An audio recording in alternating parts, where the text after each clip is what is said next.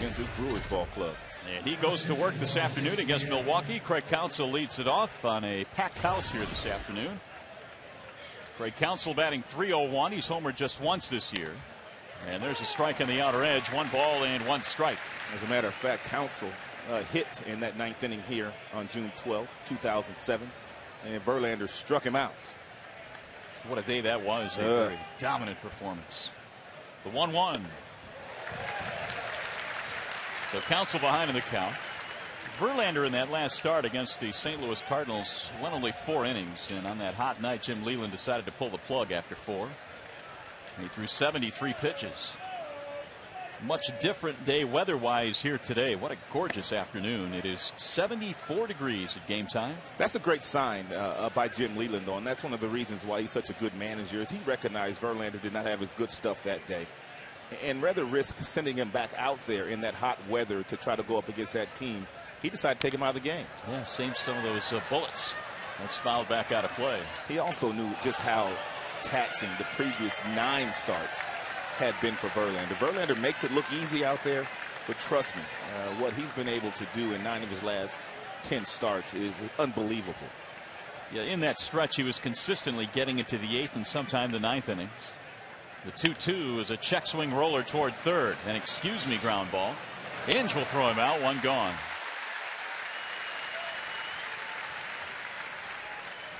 Well, in this game, we are participating in the Home Run Challenge. Every home run raises $18,000 for prostate cancer research. You can make a pledge by calling 800-798-CURE. That's 800-798-2873. We hope you'll donate. I see Curtis Granderson wearing the blue wristbands, as are many of the Tigers. And the umpires here today as well. Here's Casey McGee. Picks on a pitch up in the zone, hits it deep into right field, way back, and that ball is gone. Up and around his letters, Casey McGee hits just his 2nd of the year, and it's 1-0 Milwaukee. And McGee has been doing an outstanding job for the Milwaukee Brewers since he's been getting some consistent playing time. It looked like he took a neck-high fastball and clobbered it out of here the opposite way.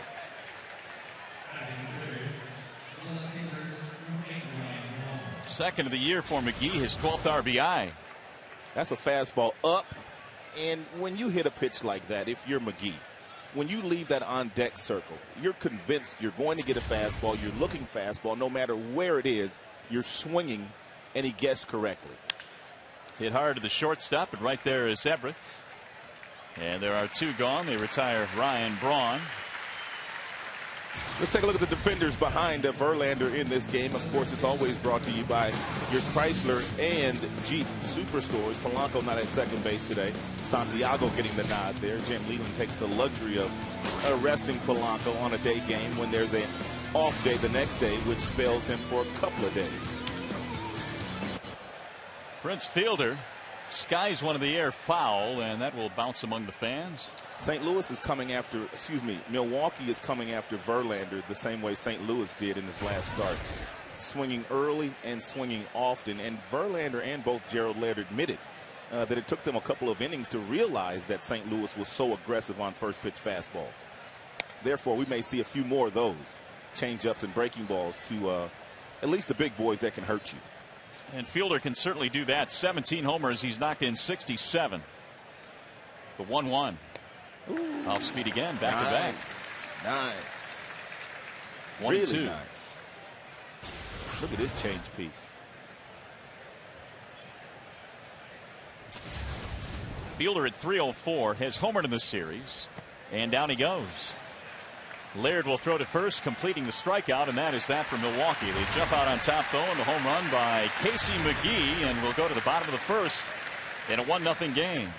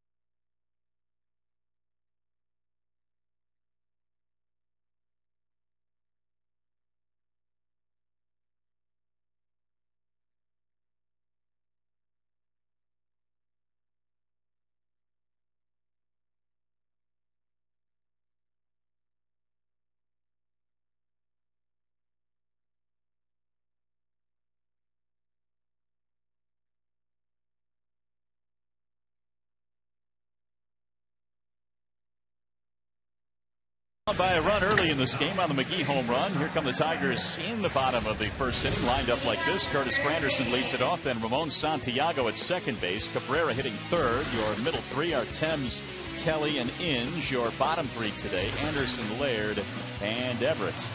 Bernstein Advantage brings you the scouting report on Yovani Gallardo of Milwaukee. Gets a Bernstein Advantage. We go to bat for you. Gallardo's outstanding pitcher. As a matter of fact, in his last 5, he's been pretty good for Milwaukee, but he's been good for Milwaukee since going into the rotation.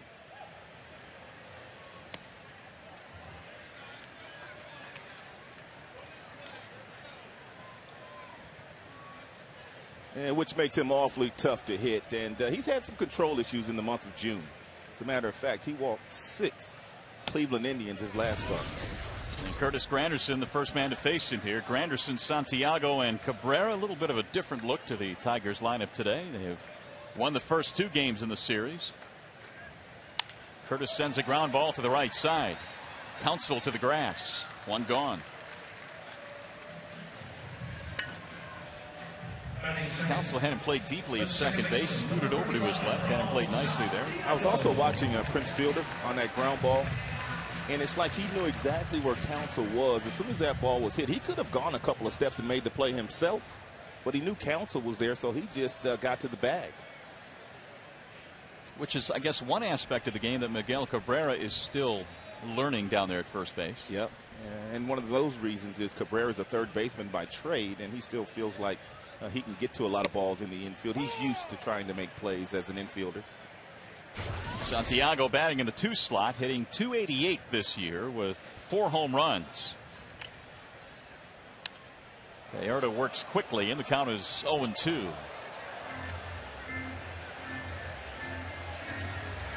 And Gallardo's got some outstanding stuff. He's got a fastball anywhere from 91 to 94. He's got a nice curveball. He's got a changeup. He's got a slider. Tremendous mound presence. He is out without question the ace of Milwaukee's staff. Born in Mexico, he went to high school in the Fort Worth, Texas area. And his numbers during the day are absolutely dynamite. Did he go? Yes, he went around, and Santiago didn't like it, but he's rung up by Mike DeMuro. 2 gone, first strikeout of the game for Gallardo. By the way, with that home run by Casey McGee, another $18,000 has been raised to support prostate cancer research. To make a donation, call 800-798-CURE or go online at pcf.org. So a couple of quick outs for Yovani Gallardo, the 23-year-old. He'll face Miguel Cabrera. The sun today is doing its best to peek through the clouds. We have had some cloud cover on and off throughout the afternoon. Good numbers for Cabrera. He's up to .331. He's had a good series, 5 for 9. And he's behind in the count 0-2. And good first pitch fastball at the knees at 93 to Cabrera for strike 1. And then he comes back with a real nice breaking ball to thread the needle.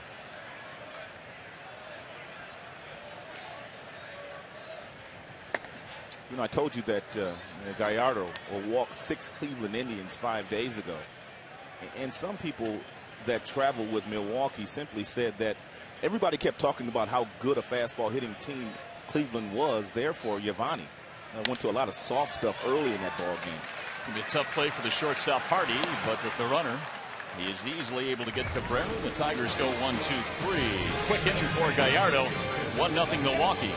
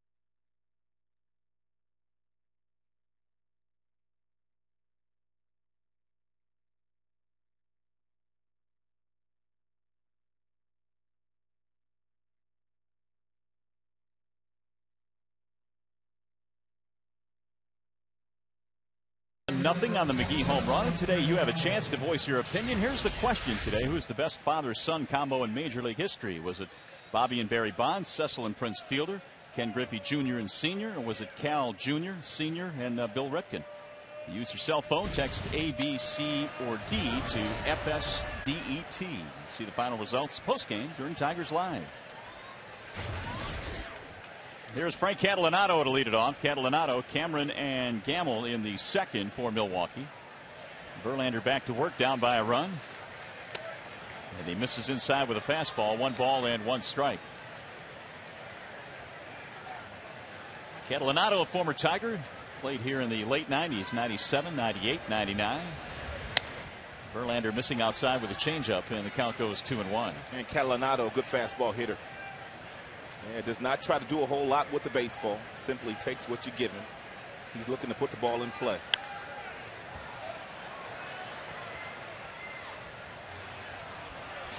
Catalanato batting .250. Let's flash back to his Tigers days when he played at Tigers Stadium. I'm sure he's got some fond memories from playing at Tiger Stadium. Slaps that one foul back out of play. 2 balls, 2 strikes on Catalanato. Still wearing number 27. Yep, sure is. He was with Texas early in the year. In fact, he was released by the Rangers in April and then signed with Milwaukee in May.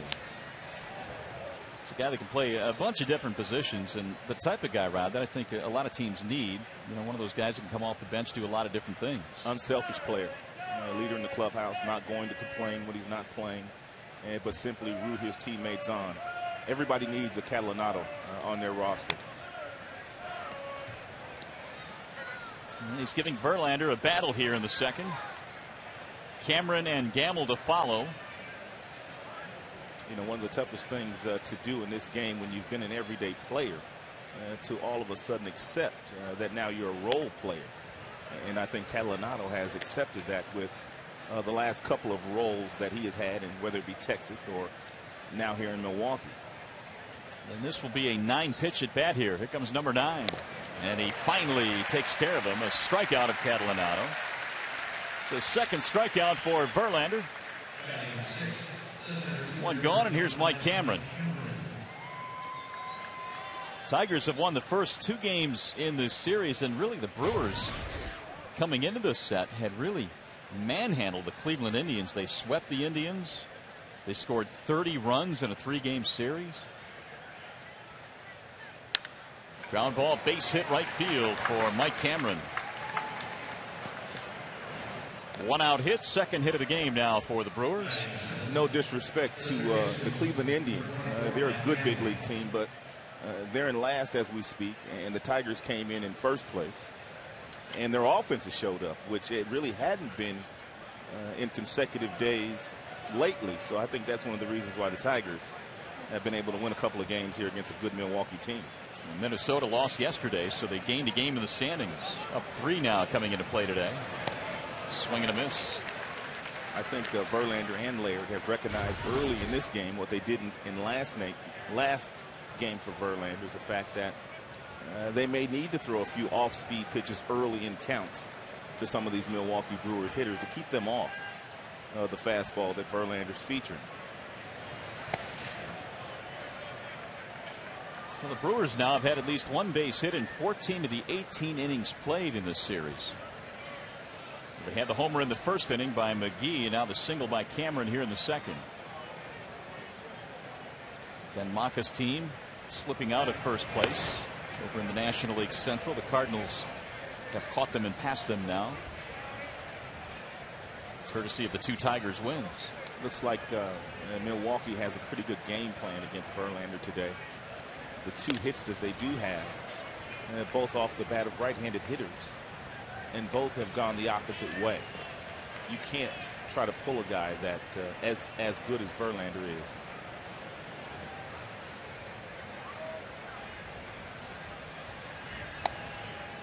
That's low, and the count runs 2-1 on Matt Gamble. 4 out of 6 in this series. He can hit a little bit. He's hit some balls hard in this series. He was batting .336 at Nashville before his call up. Wave and a miss. 2-2. Good pitch. When you can do that at this level, I mean, you have to look for a fastball against Verlander 2-1. But when he can throw a 2-1 changeup and fade it away from the left-hander here and disguise it as a strike until the last moment, you're going to get lots of swings and misses. Breaking ball got him frozen, and Gamble is out of there. Third strikeout for Verlander. Welcome to the big leagues, young man.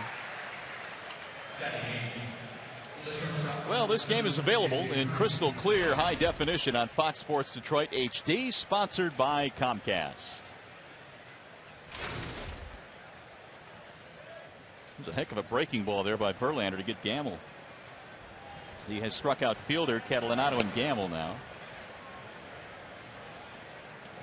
Cameron down at first base has 2 steals and only 3 attempts. J.J. Hardy digs in.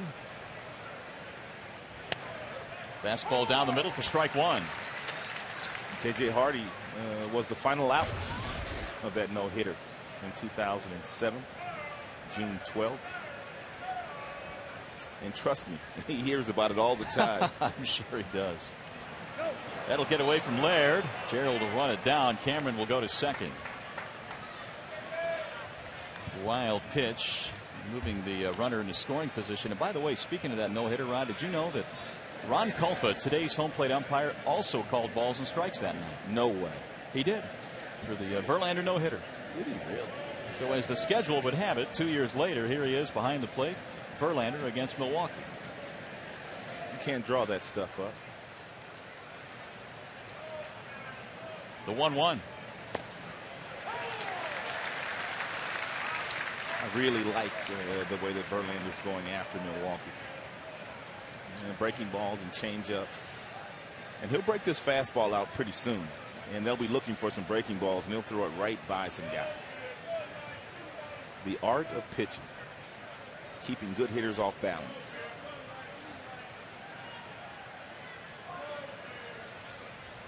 One and two. 2 balls, 2 strikes on J.J. Hardy. Of course, the no-hitter was broken up early in this game. The second batter of the game, McGee, homered. And that's how the Brewers picked up their 1-0 lead. Milwaukee yesterday was just 2 of 14 with men in scoring position. Figueroa did a nice job of pitching out of some jams yesterday. They were able to bend him, but they couldn't break him. Bounce foul. Hardy, even though the batting average is just .212 and he has 6 home runs and 29 driven in, he probably is the Brewers' best fastball hitter. I mean, when he gets fastballs, usually he just doesn't miss them.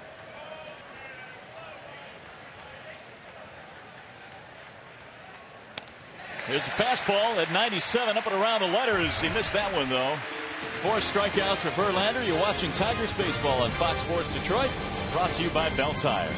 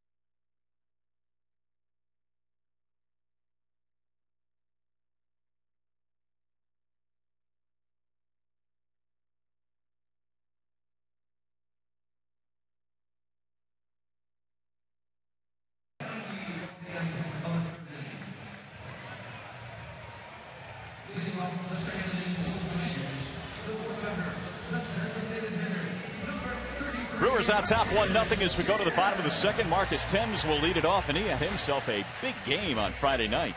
Well, since Jim has put him back in the lineup, Marcus has really showed up. He's got that kind of power anyway. And Marcus is a guy that will swing and miss on occasion, but when he gets in one of these zones and he gets hot, he can play long ball with anybody. Marcus now with 5 home runs. He's coming off the disabled list in 14 games. In his last 12, he's hitting at a .366 clip, which really has been something that Jim Leyland has been searching for. A little bit of spark to the offense that had, for a while there, been scuffling a bit. And Marcus has provided some spark. 1-2 the count. Giovanni got away with a hanging breaking ball right there. But every now and then you can get away with a hanging breaking ball. You can hang it, but big league hitters still have to hit it. That one was a good one to hit. Driven in the air. Way back out and foul. You better be careful with that piece of cheese. Trying to sneak it by Marcus. Even though that was a ball inside. Marcus still pulled his hands in nicely, able to get to it. That shot foul back out of play. 1-2 on Marcus Thames. Don Kelly to follow, and then Brandon in. Here's that pitch I'm talking about. That's one thing about good big league fastball hitters. You think you got them set up for a fastball inside, but really that's the pitch they look for all day long. Wait and a miss, and Marcus goes down. 2 strikeouts now for Gallardo. Gallardo is one of those guys that, as I said, not necessarily overpowering, but just real tough to hit. Appears to hide the baseball very well. You see the ball coming from behind his back, and you don't pick it up until late. And if that's the case, that's the way and reason why he's dominant against National League teams. Kelly bounces one to second base for Craig Counsell. 2 gone. So 5 up, 5 down against Gallardo. And that'll bring up Brandon Inge. Giovanni is just 23 years old. I mentioned he went to high school in the Fort Worth, Texas area. He actually was ready to go to college at TCU, but the Brewers selected him in the draft very high, and so he signed with them. Breaking ball is a strike, 0-1. Old fashioned kind of wind up does Gallardo have. He takes the hands over the head. You don't see many guys doing that these days. And he works at a very quick pace. Yep, that's a good thing. Most guys just keep the ball right around the area that he has it in right now and simply take the arm out of the glove. 1-2 on Brandon. For Brandon Inge, 15 home runs, batting .269. A little bit outside. 2-2. Brandon's had a pretty nice approach for the better part of a week now, getting several base hits the opposite way in the right center field. Has not been as pull happy. Therefore, the average is creeping back up to the 270 range. Well, he's 1 for 6 in this series, 44 driven in this year, which is certainly one of the better starts he's gotten off to in recent years. You look at Josh Anderson waiting on deck. Tigers want their first base runner. 3-2 pitch, and they're going to get it. Ball 4. First walk of the game for Giovanni Gallardo, who has some really lopsided splits. Look what this guy does in day games. Those are lopsided. He has given up just 3 earned runs in 32 1/3 coming in during day games. Now, the win-loss record on both sides pretty good, but the ERA much better during the day. Here's Josh Anderson. Anderson had a nice day yesterday, a 3-hit afternoon.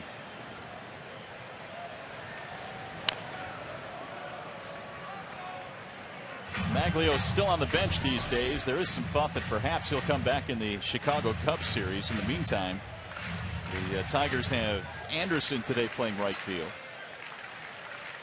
They've also used Rayburn.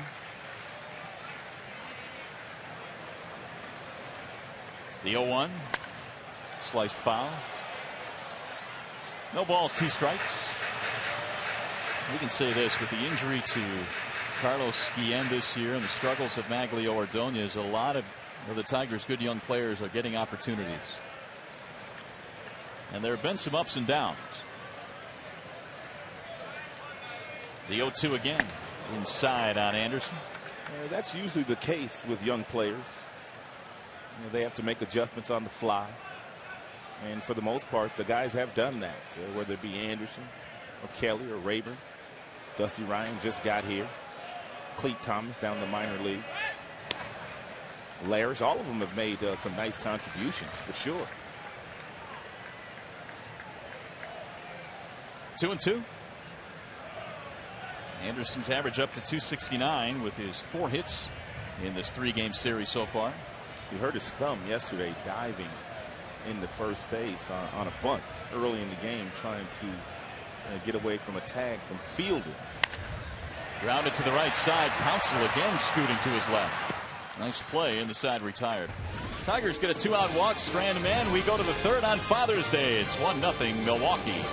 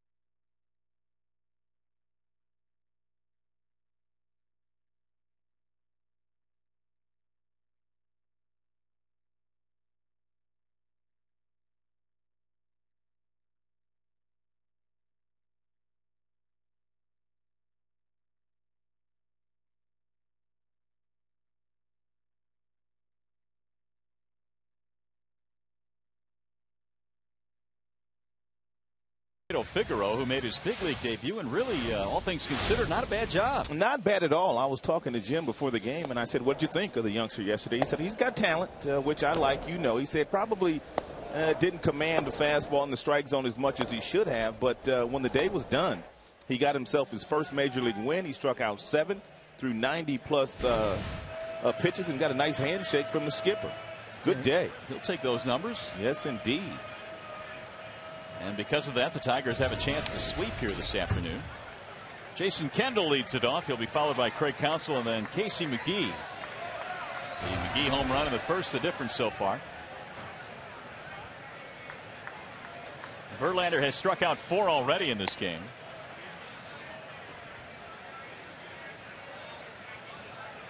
And in that no-hitter that he threw a couple of years ago, he struck out 12.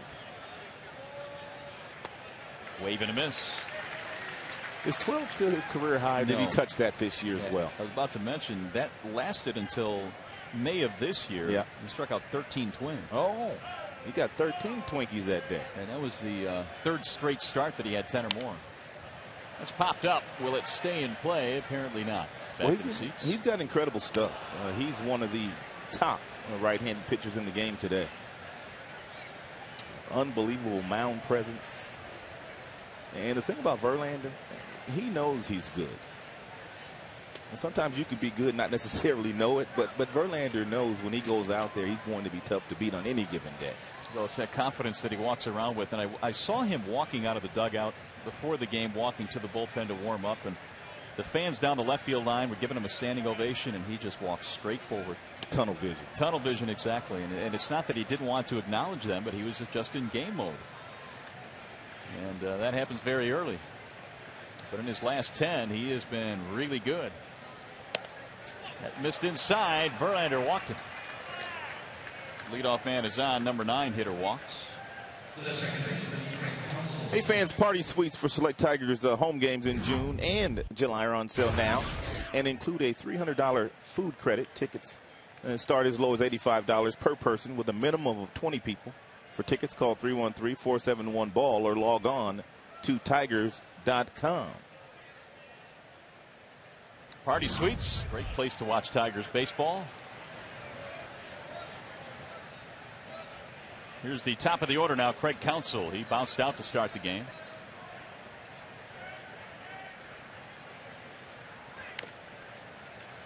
Fouls that one off. There was a time when Kendall, who's on first base, would steal a base or two. Even though he's a catcher, he was stealing 20 bases a year when he was a youngster. Of course, as he's gotten a little older, Kendall doesn't steal as much as he used to. That's popped up left side of the infield. Inge calling for it. Nor does this Brewers team. They don't run very much. And nor do they sacrifice bunt.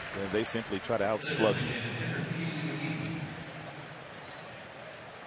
That'll bring up Casey McGee, who homered back in the first inning to give the Brewers their lead. He got a neck-high fastball and somehow got on top of it.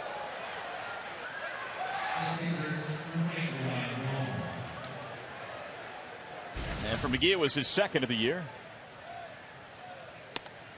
You know, it's not like the Brewers have not had chances to score a ton of runs in this series. I mean, they've left some guys on base. 7 on Friday, 11 yesterday.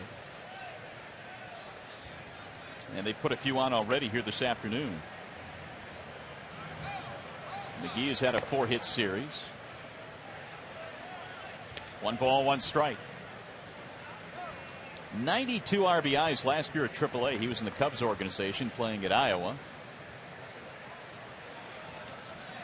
How do you get let go after driving in 92 runs in AAA? Not sure. They didn't have room for him on their roster. And Milwaukee quickly picked him up. Another bender. It's in for a strike. McGee at Fresno was a third baseman. Once the Cubs got him into their organization professionally, they turned him into a catcher. He is DHing in this series. That one just missed. He also got some reps at second base in spring training for Milwaukee. But as you mentioned, he's a third baseman by trade.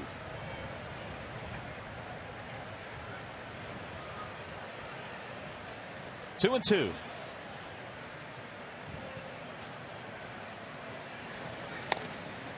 By the way, I've been told by several people that they're very disappointed that you would not try the McGee. I've heard Michael that Jackson. too. I've heard that. I've heard that. You don't want to give it a shot? Well, my voice is too deep.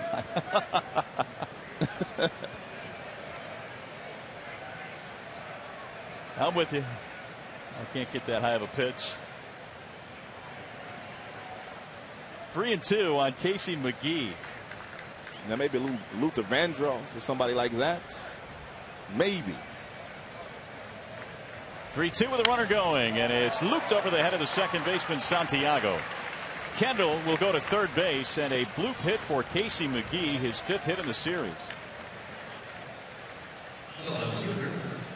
It's pretty good at bat by McGee, who has now picked up his 5th hit in this series. It's a fastball inside, kind of crowds him. He pulls his hands in nice and kind of fights it off, and strong enough to muscle it into the outfield. And of course, Kendall was on the move, which allowed him to get into scoring position. Well, you know Braun likes to swing at the very first pitch. He has shown that in this series time and time again. So be careful here, whatever you decide to throw. And he's a pretty good hitter. That is certainly true. 4 hits yesterday. His homer in the series, has a couple of RBIs.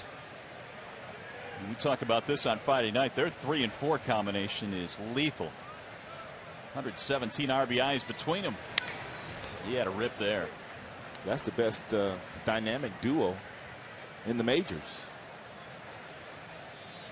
Well, it has been awfully good, and it is awfully scary.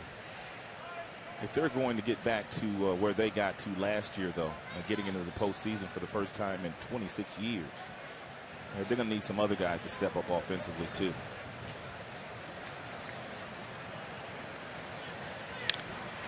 Verlander, by the way, is now 11 out of 12 in first pitch strikes. And he's ahead here 0-2. How much does the injury to Ricky Weeks hurt this team? It really hurt because he was finally coming into his own as a tremendous player. And so that really hurts them at the top of their batting order. And Weeks also had some speed.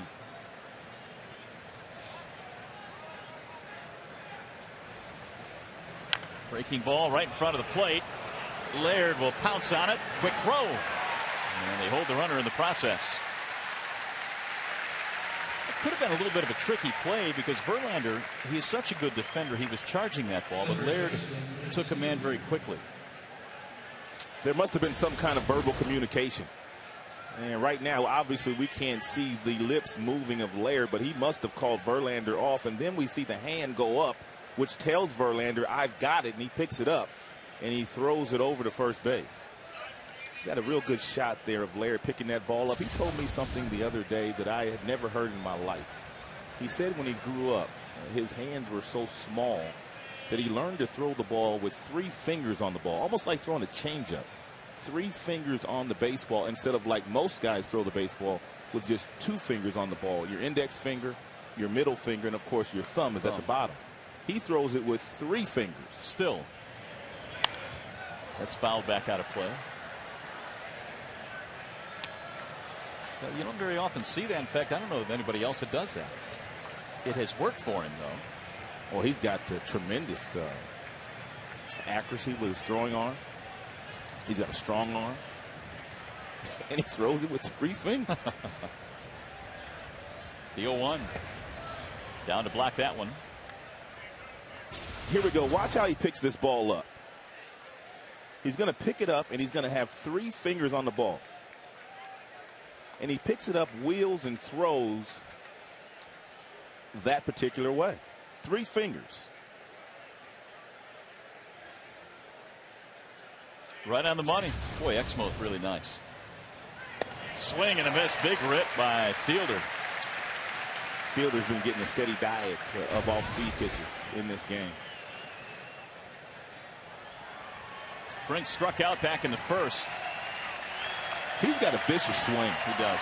His swing is vicious. And it has provided 67 RBIs this year. Here's the 1-2. Ground ball to third, right at Brandon Inge, who hadn't played to pull, and that is that for Milwaukee. They strand 2 more here in the third. Still 1-0 Brewers.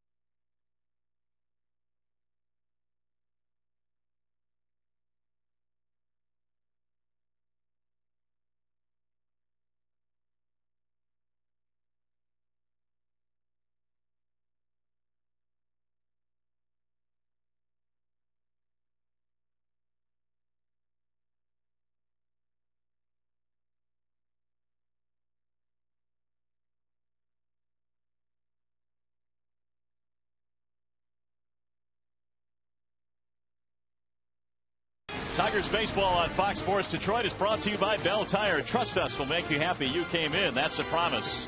AT&T, your world delivered. And by Aflac, we've got you under our wing. Family day here at the ballpark. Prior to the contest this afternoon, the Tigers and Milwaukee Brewers. Tigers dads out there with their young kids today as Laird skies this one to right field. And one pitch and one out. Nothing better than family day for the dads, who obviously a lot of them spend a lot of time away from their families early in the season with kids still in school, and so many of them not living here locally. But it's always a great day, Father's Day. And happy Father's Day to all the dads out there. Absolutely. Pauls was out there pitching batting practice before the game today. Really? To the kids.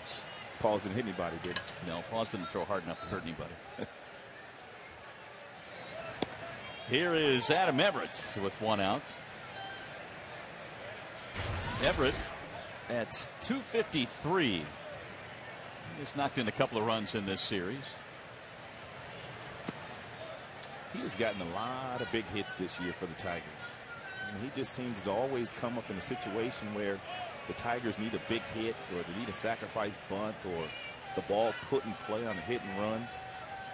And he gets the job done. He's a good baseball player. Steady. Not spectacular, but steady. Good word. It's a good word for him. There was a guy for many years here that played a steady shortstop by the name of Alan Trammell.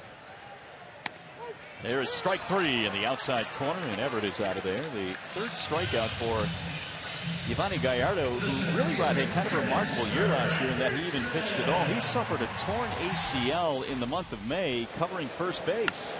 He sure did, and this is a tough injury to come back from.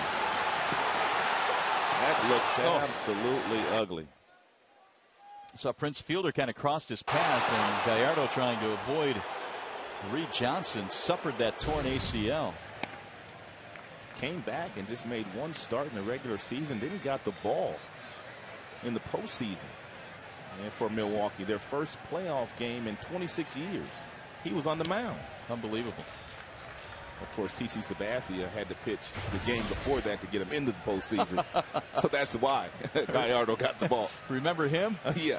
Sabathia was unbelievable. Oh, you know, that was one of the better deals that had been made in a long, long time. And the reason I say that is Doug Melvin, their general manager, they got him at the beginning of July. So he made 4 or 5 starts in the month of July before the trade deadline, and that was a difference in them getting into the postseason. Well, they gave up a lot to get him. They gave up Matt Laporta was the key man in that deal. But, you know, when you look at what Sabathia was able to do, I can't think of a better trade deadline or pre-trade deadline deal. That was a difference in them getting into the postseason. He made 4 or 5 starts for Milwaukee in July. Anderson takes ball 4. The Tigers have their second base runner. They have not had a hit so far today, but 2 walks. We knew that Gallardo was going to be tough. Opponent's batting average this year is just 193, which is second in the major leagues. He's got tremendous poise. He's got real good stuff. A couple real good starters on the mound today for both teams. Santiago struck out in the first inning on a check swing that was ruled strike 3. Brewers lead it 1-0 on the McGee home run back in the first, and so far it has held up. 3 Milwaukee hits, none for Detroit.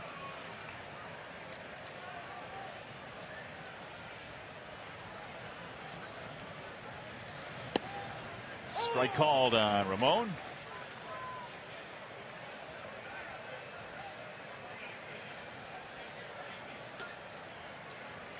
Santiago has played short and second this year for the Tigers. And he is equally a good defender at either one of those spots. Polanco getting the day off. Placido was hit by a pitch yesterday, and Santiago had to come into the game.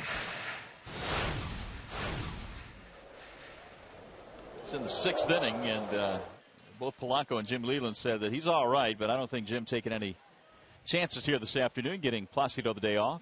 DeFelice got him.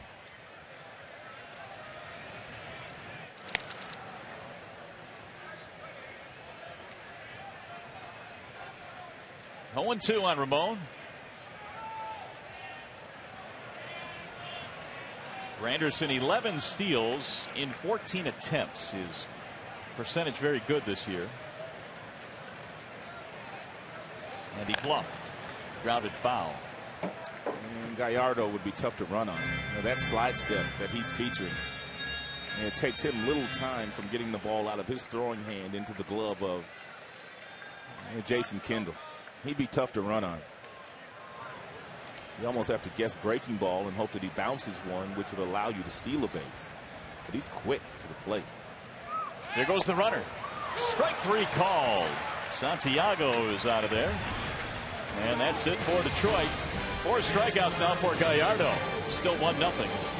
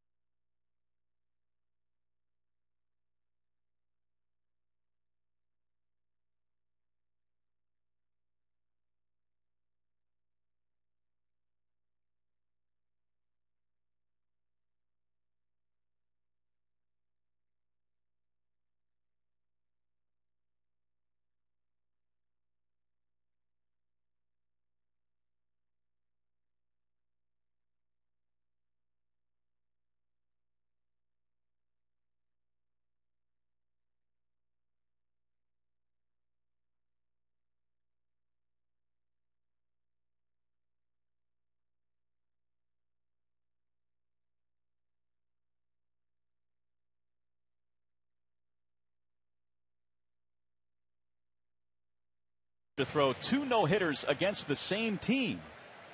Verlander, of course, will not be able to do that here today. He has given up 3 hits, but there's your question. And the answer coming up in the bottom of the 4th. Verlander will face Catalanotto, Cameron, and Gamble. Brewers have stranded 3 in this game. First pitch fouled away by Catalanotto. It was a lengthy battle, a 9-pitch at bat the first time these two squared off, and Verlander eventually won it with a strikeout.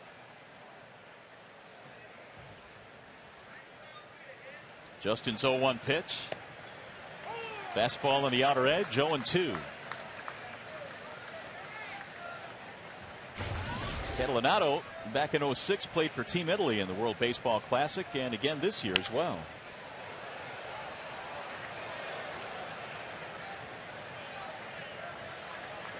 No balls, 2 strikes on Frank.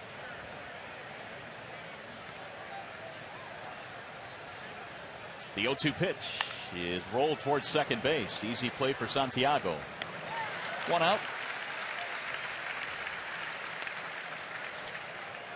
Hey fans, baseball's biggest stars go head-to-head for one spectacular night in the summer's biggest event. Fox brings you every thrilling moment of the 2009 MLB All-Star Game live from St. Louis.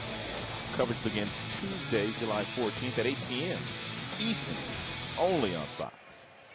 Here's Mike Cameron. The hot box over there. Just about to say, how hot is it going to be in July in St. Louis? Good beverage weather.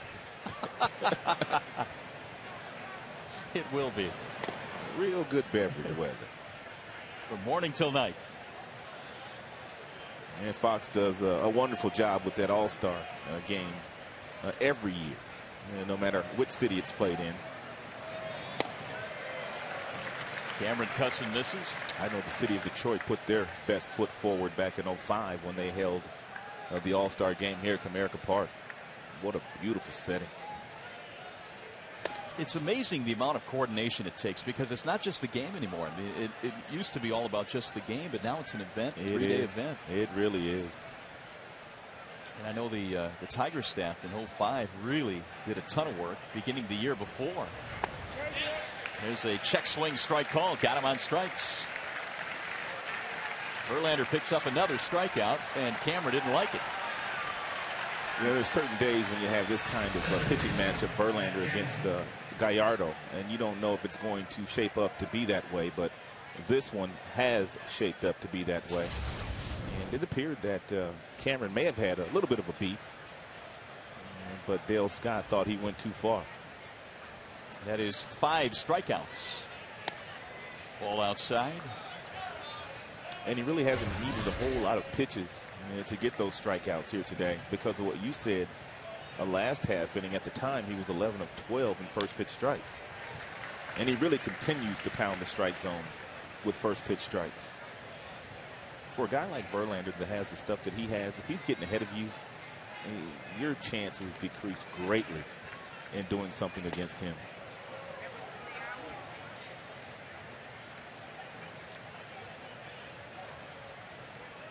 2-1 on Gamble.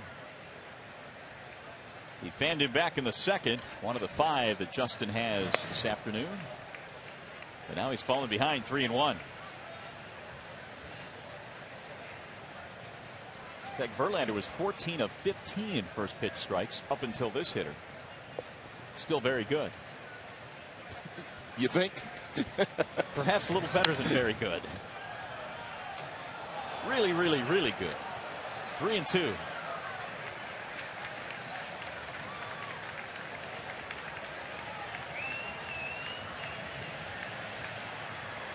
Gamble was the minor league player of the year last year with his 99 RBIs, and he has just taken a walk. Verlander issues the 2-out base on balls. Second of the game. Now J.J. Hardy.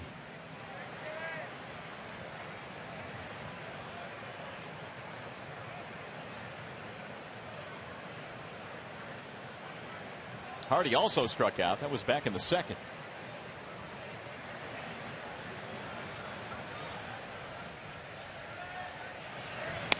Ball up high. Fastball that missed.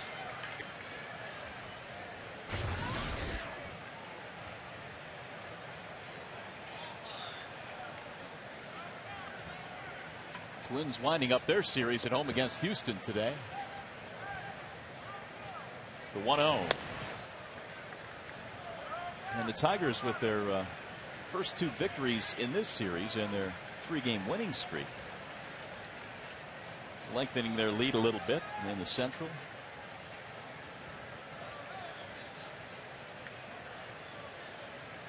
Two balls, no strikes. Skied in the air, foul down the right field line. We just had a shot at Jim Leland. Of course, a couple of nights ago, Leland had his contract extended through 2011. And I don't know, had it not been extended at this point, that it would have been a distraction, Rod, but it's certainly nice to take care of business like that. I agree. I think it would have become a distraction, to be honest with you. I do. I mean, because people were starting to talk about it, and people were starting to write about it. And when that happens, something like that can snowball. I think Mr. Illich and Dave Dombrowski were just kind of waiting until the right possible moment to extend Jim, but I think they were going to do it all along. Oh, the ball hits the runner. It was a hit and run and a break there for the Tigers. That ball was headed to right field.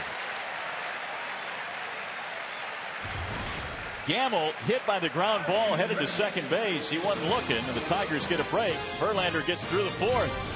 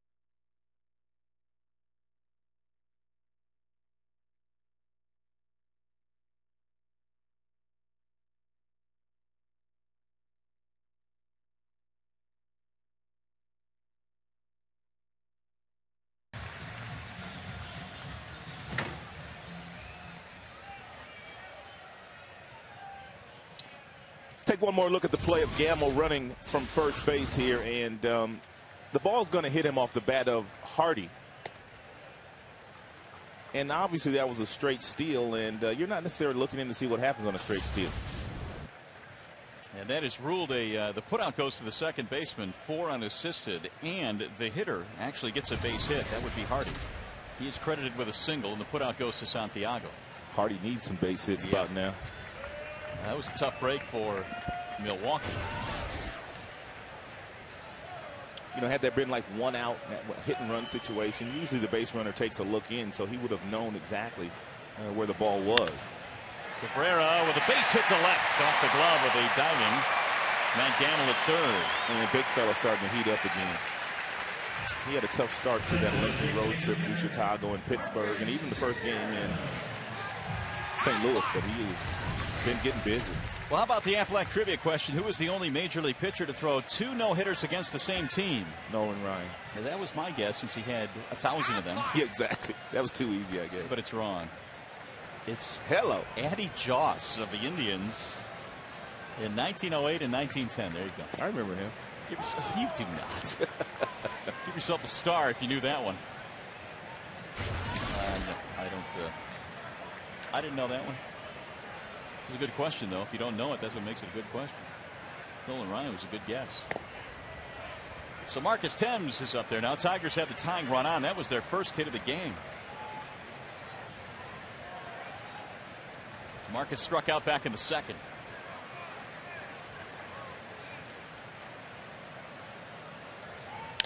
Ground ball left side. This could be 2. It should be 2. The relay from Counsell is in time. 5-4-3, just like that. The Tiger base runner is erased. And now Don Kelly. Gallardo, like Verlander, has been very impressive today. Doesn't have as many strikeouts, although almost. He has 4 strikeouts. He has walked 2, and that double play helped him out. He's one of the best pitchers in their league.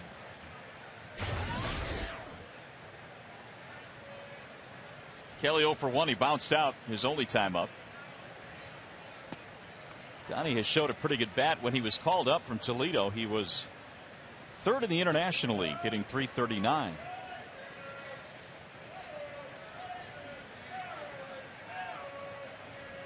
And I guess it was pretty simple. The Tigers asked who is best ready to come to the big leagues and help at this point, and folks down in the minor leagues said Don Kelly. And in this series, 4 hits.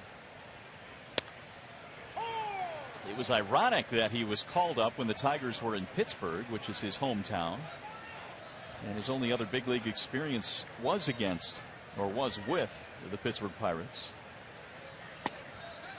There's a strike, 2-2. This boy can pitch. He is threading the needle on the outside corner, the inside corner, with firm fastballs. Good 4-seam fastball. Then that snap drag. And see you later. 5 strikeouts for Gallardo as they make it official, and the Tigers are done quickly here in the 4th as we travel to the 5th. Happy Father's Day from Comerica.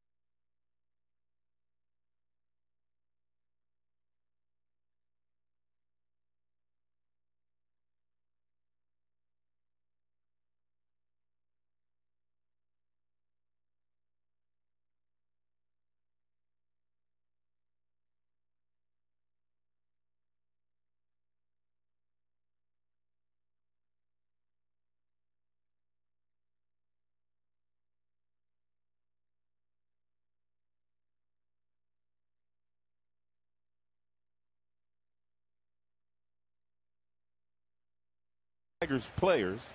Space is limited, so call now at 313-471-2550 or visit tigers.com. How fun would that be? I heard some of our people over at FS Detroit had a chance to take batting practice while we were gone. In the shallow center field, Brandy coming on to make the catch. Run away. But I had not heard who swung the bat the best. Did you hear anything back on that? No, I did not. I'm wondering if anybody cleared the infield dirt. Do you think anybody did? I think maybe yeah. A couple of people maybe cleared that dirt. Yeah, I don't know who swung the bat the best. Nice of the Tigers, though, to allow our people to go out and take some batting practice, though. And Curtis Granderson, as we know, runs down everything in the outfield. Everything.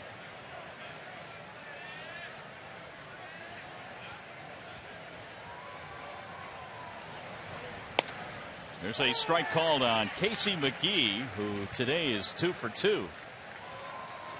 Yeah, he's the one guy that Justin really has not been able to figure out here.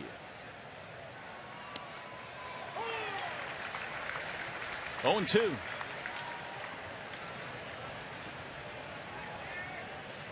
I beg your pardon. This is Counsell. I said it was McGee. I take it back. The part of that's true. Verlander hadn't been able to figure him out. 0-2 the count. We were talking about this the other night about the difference in Counsell's batting stance. It used to be much more pronounced in the way he held his bat. A little more upright these days. And more conventional. Yeah, exactly. He looks like a regular hitter now versus the Craig Counsell that we had watched the last number of years as a big league player. And he's been in the big leagues a long, long time. Craig has really carved out a nice career for himself.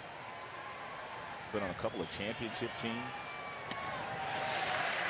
Speaking of carving, Verlander just carved him up for his 6th strikeout.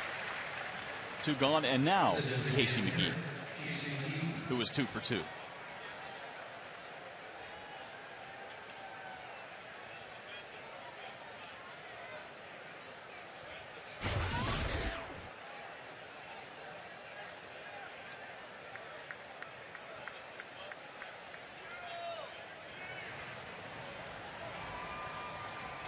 So McGee stands in and waves and misses. Look out, big fella.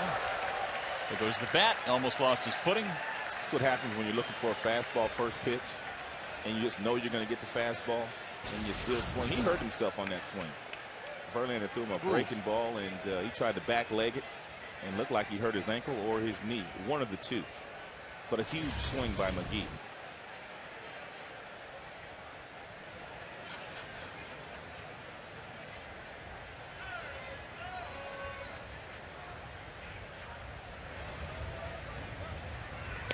Verlander has had at least 1 strikeout in every inning except the 3rd when he walked a batter but pitched out of a jam. The Brewers have stranded 4 so far in this game, and their 1-0 lead came in the first courtesy of the home run by McGee.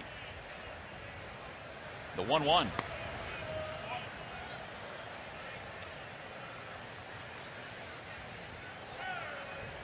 McGee is one of those guys that basically made the team out of spring training. He hit .339 this spring and earned his first opening day roster spot.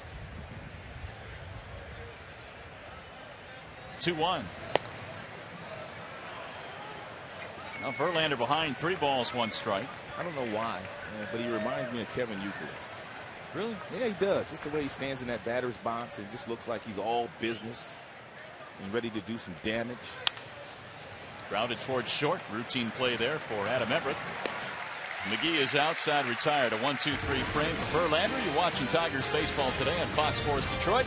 It's presented by Bell Tire.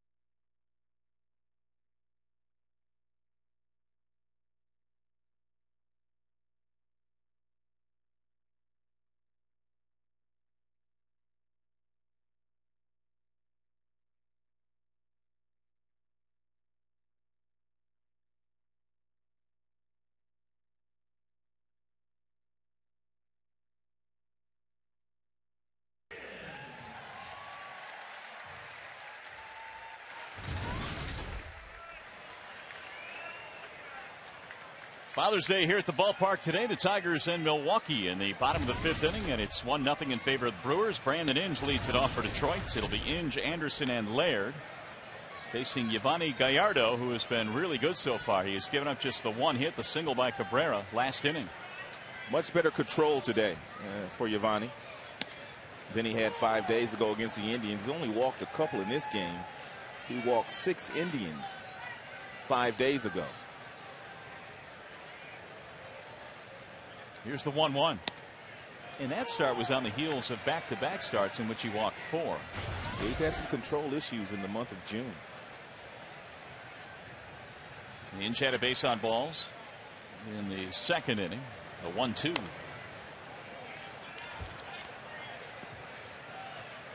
He's got great stuff, though. I've been impressed. Gallardo made his first start against San Francisco this year way back in early April. He won that ball game, but I think was known for something else he did in that game as well. And that was he hit a 3-run homer off Randy Johnson and became the first pitcher ever to homer off Randy Johnson. And you know Randy had to be chapped after that. Oh! I can't imagine how mad he was. The 2-2 grounded towards short. J.J. Hardy has it. 1 out on the Tigers' 5th. Well, he's been as good as advertised. We've heard a lot of good things about him. Obviously, he's got a really good arm with 4 real good major league pitches, but he also fields his position well. You talked about the fact that he can hit too. And you can't get a good jump off of him. Granderson was on first base and could not get a good jump off Gallardo. Here's Josh Anderson. You know, fielder down at first is looking for a bunt from Anderson. Every time he goes to the plate as a corner infielder, you have to be aware of the fact that he's a really good bunter. And he likes to bunt. He bunted one down here yesterday successfully for a base hit. Pulls that one back up the middle. But on the backhand, Counsell has it. I think by that ball hitting the mound, that kind of jumped up and made it a really easy play for Counsell. He probably would have made the play anyway, but it would have been a tougher play had that ball bounced a couple of times with the speed of Anderson. This ball's going to hit right off the mound and bounce right up to Counsell. A little Sunday hop there.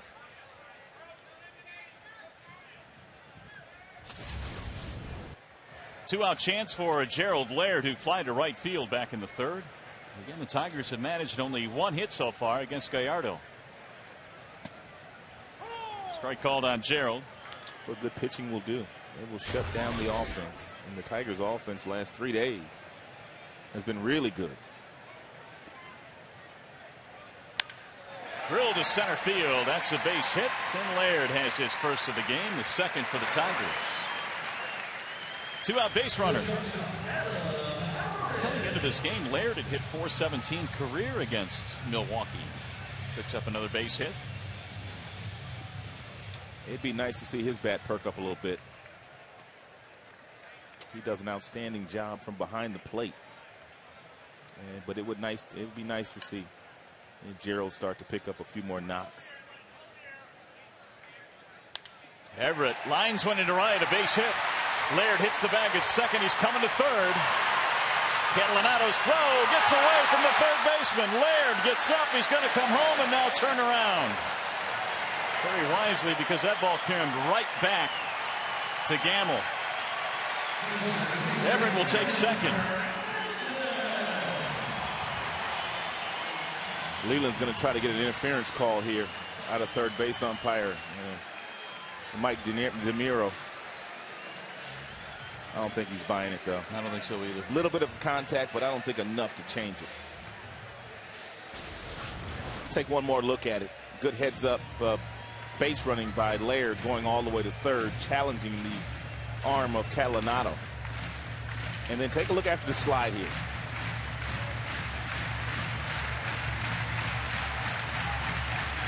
Not enough to get it overturned. You can tell Gino telling him to get down. Now, had Gamble stayed there just a hair longer, maybe they get that call. but there was no intent on Gamble's part to prevent Laird from scoring. Here's Granderson. This is the only chance they've had to score all day. We'll see if Curtis can cash in. He has a walk and 2 at bats. Officially 0 for 1. The contact was incidental down at third, but I think you're right. Had he held it a little bit longer, he might have been called for it. That's lifted in the air, right field. Catalinato coming under it though, and that is that for the Tigers' threat. So they get a couple of hits, an error, 2 men left. We're on our way to the 6th.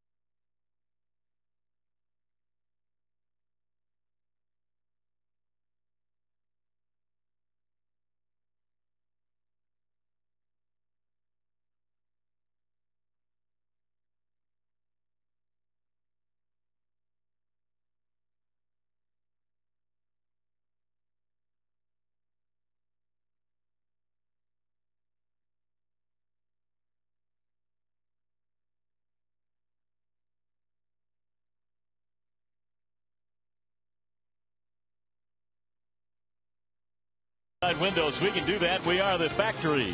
And by ABC Warehouse, the closest thing to wholesale and the absolute best deals guaranteed. Happy Father's Day from Comerica Park as the Tigers take on the Brewers in the final game of the series. It's 1-0 Milwaukee so far. And Verlander back to the hill with 6 strikeouts in his back pocket already here today. He has scattered 4 hits and given up 1 run. First pitch down low to Ryan Braun. He'll lead it off. Then Prince Fielder and Frank Catalinato. It's a well-located first pitch to Braun, who loves to swing at the first pitch and can do a lot of damage, as evident in his numbers this year. Big swing by Braun. 1-1. It's hard to catch up to a Verlander mid-90s fastball when you're taking that big a swing. You got to be short. You got to be quick to the ball. Big swing, he'll blow it right by you. The 1-1 on the ground to short. And Braun is 0 for 3 today. The bounce out all 3 times on the ground. Well, we're going to take you back a few innings. As a matter of fact, we're going to go all the way back to the first for our Bell Tire pitch by pitch and how he attacked the dangerous RBI leader in the major leagues. 1 pitch to hit, which is the fastball. After that, you're not going to get anything else that resembles a strike. Change-up, breaking ball, Bell Tire pitch by pitch.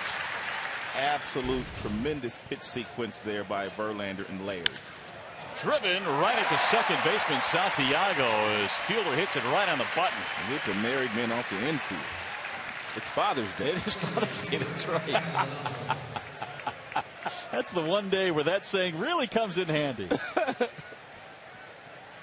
2 outs. Here's Frank Catalinato. The Cat is 0 for 2, strikeout and a rollout. He's a pest, though.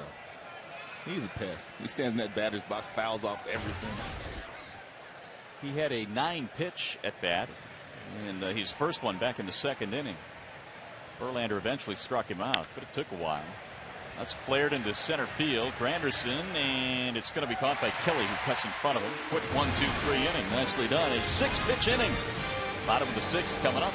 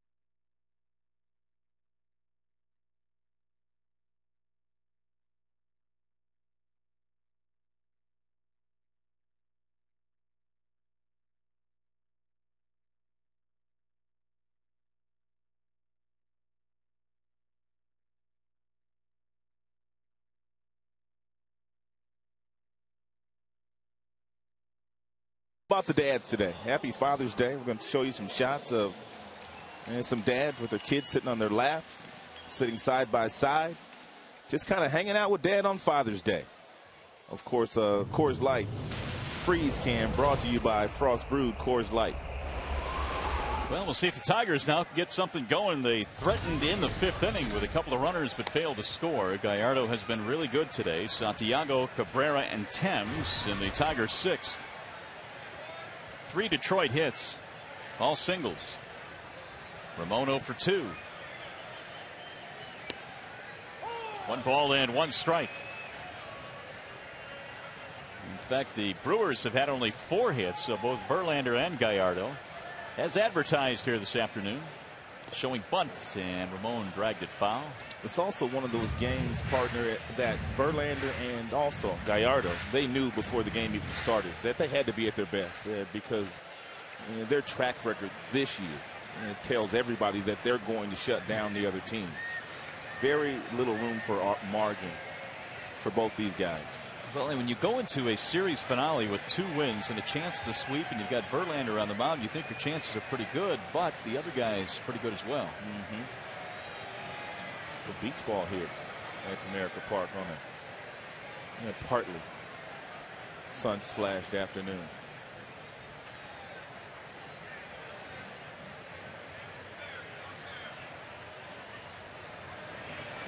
Wave and a miss, and Santiago strikes out for the 3rd time today.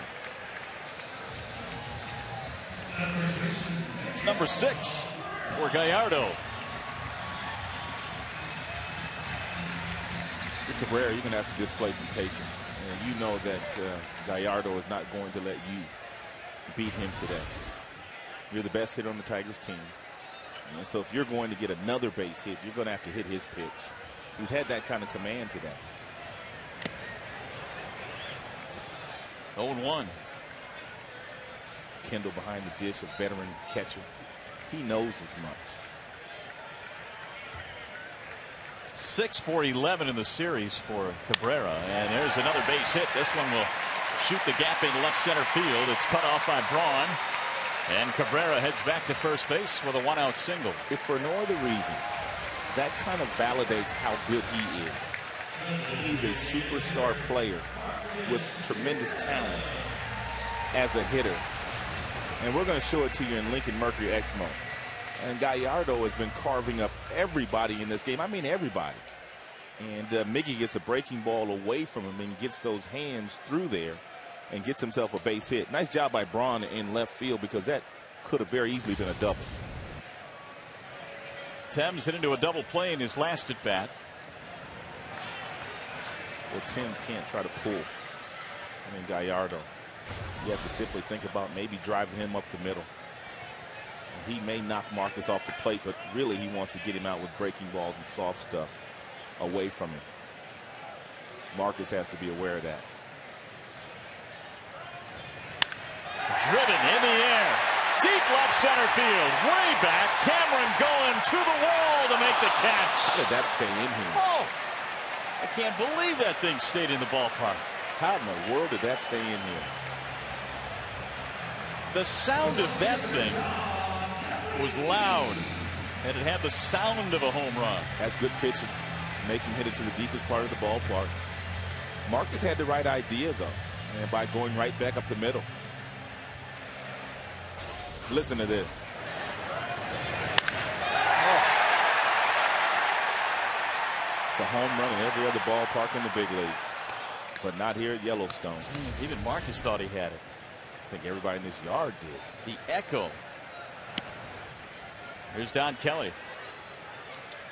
That's pretty much a home run in every yard in the big leagues. Yeah, and there's no question.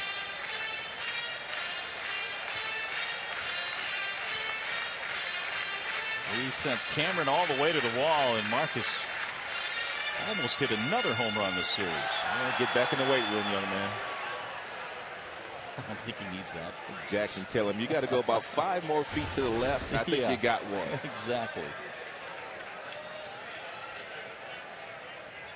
Kelly takes it outside.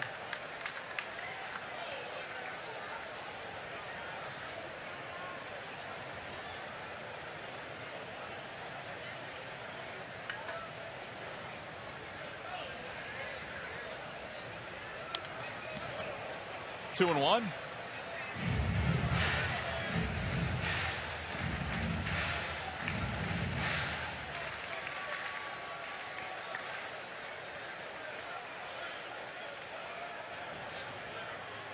Kelly is 0 for 2 ground outs and a strikeout. Verlander has been fabulous today, but so far the Tigers have not been able to get him any runs. They got runners at second and third, and the fifth failed to score, and Marcus almost hit one out here.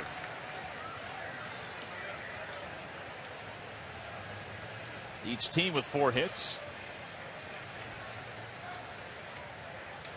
Kelly has 4 hits in this series. And there's number 5 into center field. That's a nice, beautiful, soft serve swing into center, and Kelly is aboard now with his first hit.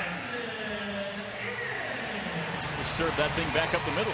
Most hitters at this level, when they get themselves in a hitter's count, 3 balls and 1 strike, they look to do some damage. They look to hit the ball in the ballpark, but that's not Kelly's game. He stayed with his game plan, and as you mentioned, really nice swing. He's going to bring Bill Castro out, their pitching coach. 17 years as a bullpen coach was Bill Castro before finally getting an opportunity to be the pitching coach. Perseverance. And a good man. He pitched in the big leagues 7 years, as a matter of fact, in Milwaukee. Good man. He's what you call a lifer in their organization. Quality individual.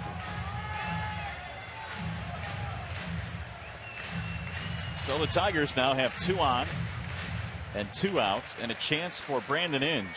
Brandon, if he wanted to, at least on 1 pitch, could sit on something soft early in the count, because he's going to get something soft from Giovanni. But if you get the fastball, don't swing at it. He got it. But that's an unhittable pitch. Yeah.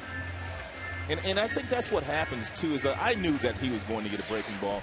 Brandon knew he was going to get a breaking ball. And sometimes when you know you're going to get that pitch and you see it, it's hard to lay off of it no matter where it is. 1-1. That's what separates the good hitters from your great hitters. Your great hitters will look for a breaking ball and then recognize that that's a breaking ball they can't hit. Let it go. Then you just spit on it. You don't swing at it. But you can do that early in counts, though. You could sit on 1 particular pitch until you get 2 strikes, and when you get it, you don't miss it. Swinging a drive. Way back in the left. Brandon Inge, a 3-run homer on Father's Day. And the Tigers have taken the lead. He did not miss that one.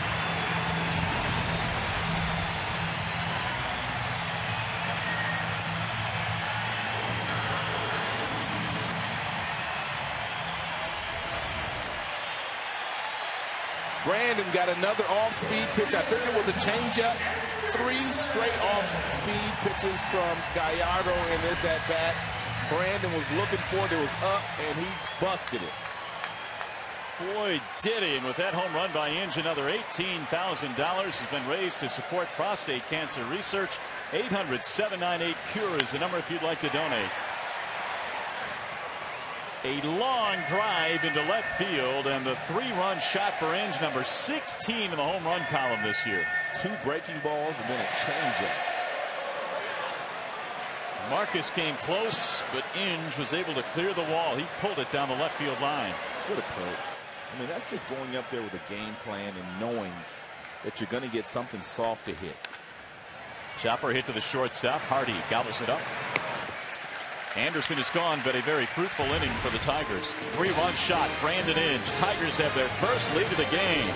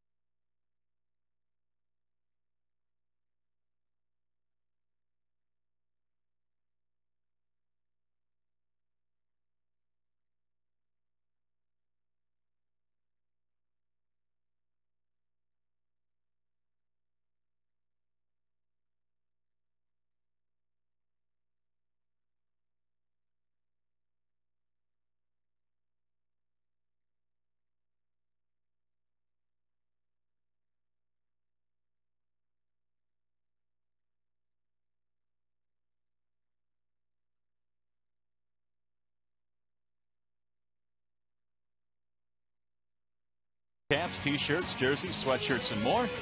Get your Tigers gear straight from the source at the Tigers.com shop. Well, the Tigers now have the lead. Justin Verlander takes the mound here in the 7th, up 3-1, courtesy of Brandon Inge's long 3-run shot. Big knock. 16th of the year. The Tigers could do nothing against Gallardo until that home run. And now watch Verlander turn it up a notch. Could be a tough play, and it's a foul ball out of the reach of Anderson, who got to the fence. That boy's got some speed. I didn't think he had a chance to get close to that ball.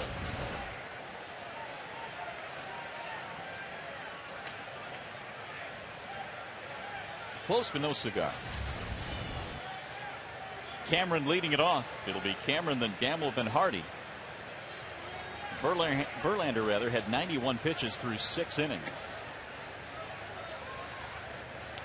And we'll see what this lead will do for him here. He was pitching behind 1-0 all day today.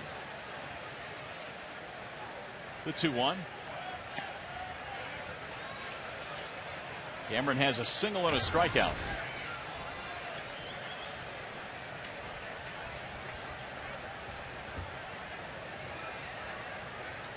Mike Cameron has had experience in both leagues, Chicago, Seattle, the Mets, San Diego. And he takes ball 4, so the leadoff man is on. That is the 3rd Verlander walk.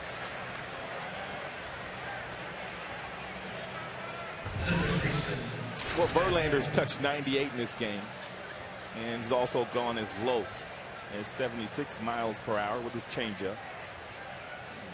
That high-speed pitch, courtesy of Comcast. Neither of the other 2 walks have scored. This is the 3rd in the game. Here is Matt Gamble.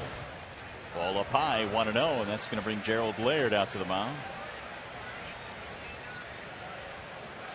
We mentioned that Verlander in his last start, because it was a short outing, didn't throw too many pitches, his 73. With the start before that, he threw 122.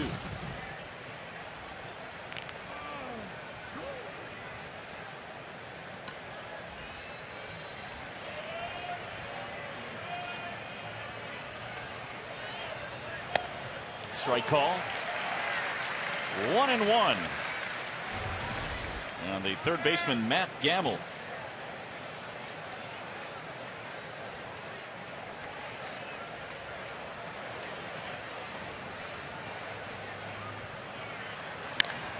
There's a high fly ball. Shallow right center. Anderson coming over to make the play. 1 out. Cameron holds at first base. That'll bring up J.J. Hardy.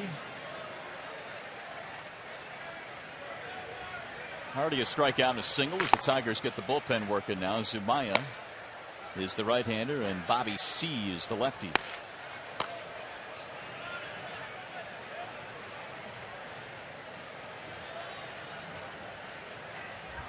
That is the 100th pitch for Verlander in this game, and it's strike 1 on Hardy.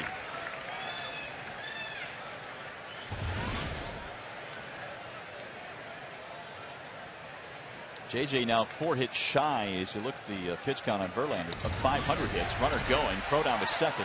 Not in time, and a stolen base for Cameron. Well, usually Verlander does not forget about the base runner at first, but he was not paying a whole lot of attention to Cameron, and Cameron knew as much. Had a great jump, Laird rushed his throw down there, and that's why the ball tailed off toward the second base side. Nice play by Everett to come in front of the bag to catch that baseball.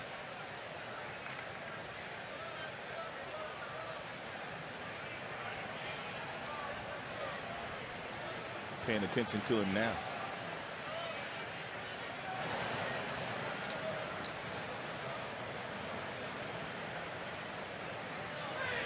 Hardy takes outside 1-2.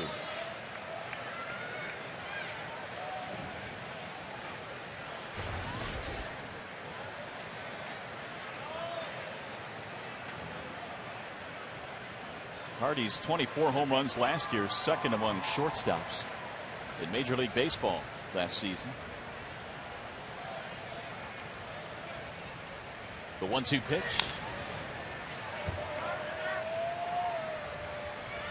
Tigers wrapping up this series. They will enjoy an off day tomorrow.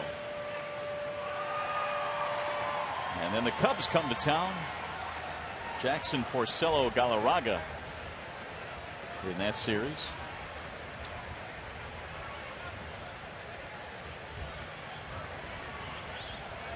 The 1-2 is strike 3 called. Got him looking. Another strikeout for Verlander, his 7th. Wicked breaking ball. Look at the knees buckle. When you see that knees buckle, you no longer can swing the bat.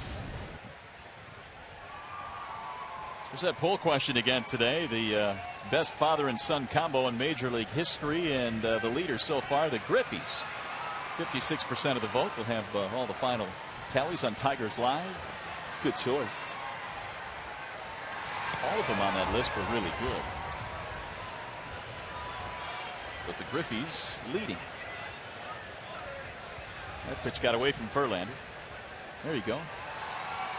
Text A, B, C, or D to 37338. That's FSDET. And cast your vote.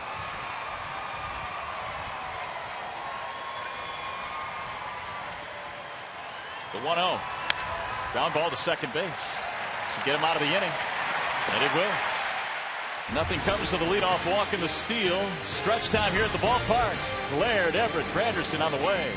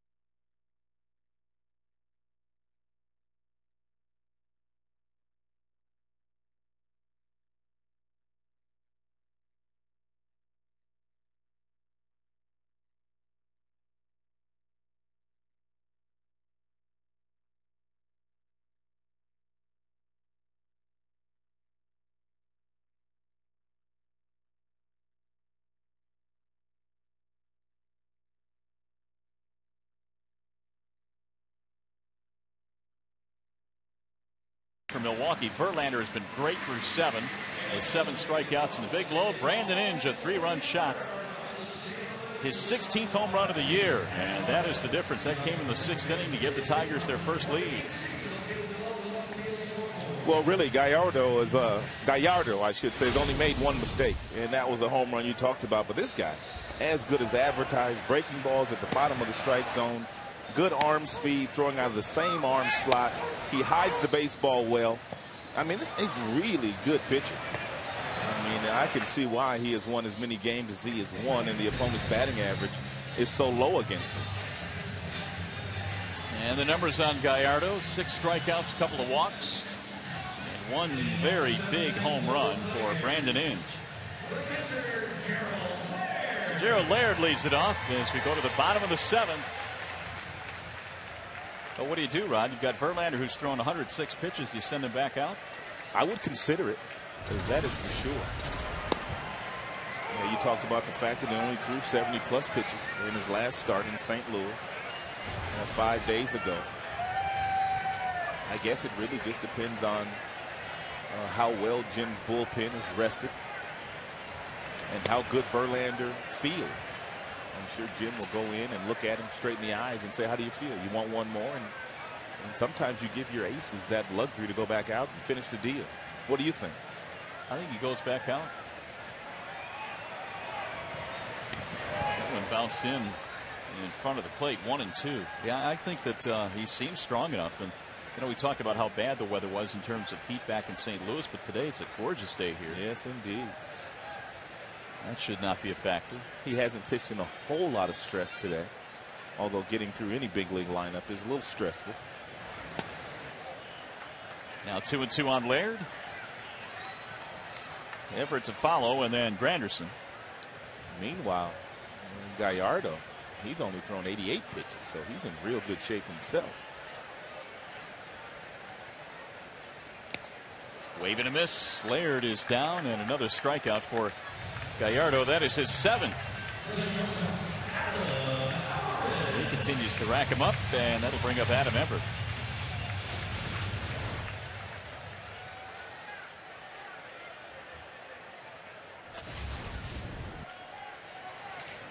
Everett a single and a strikeout. Strike one.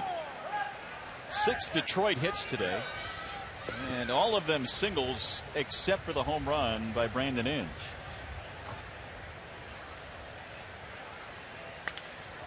Lifted back out of play. 0-2.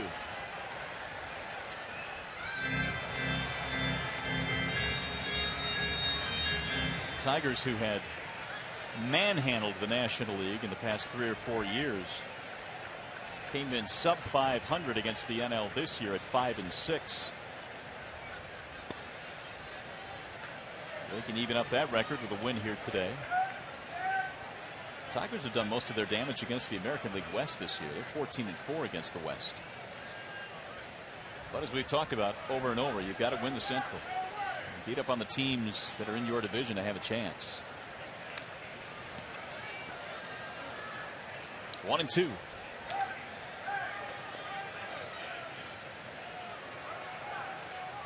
Yovani Gallardo, just 23 years old. Second round pick of Milwaukee back in 2004.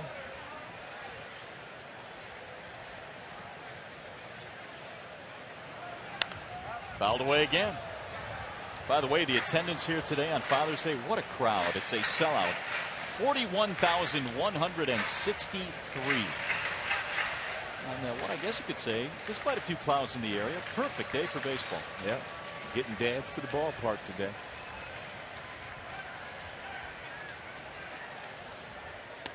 Got him, strike 3. Moms kind of send dads to the ballpark today with the kids so they can go shopping. Nothing wrong with that. Everybody wins that way. Exactly.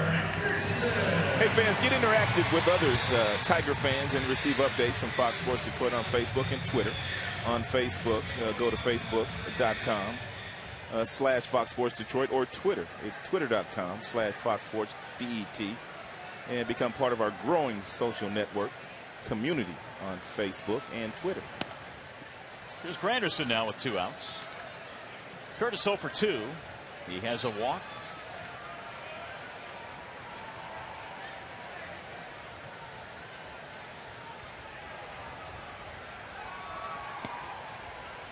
Two balls, no strikes.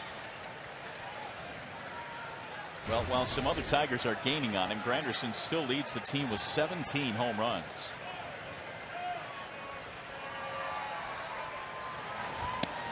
That's up high, 3-0. Inge's home run today was his 16th. Cabrera has 14.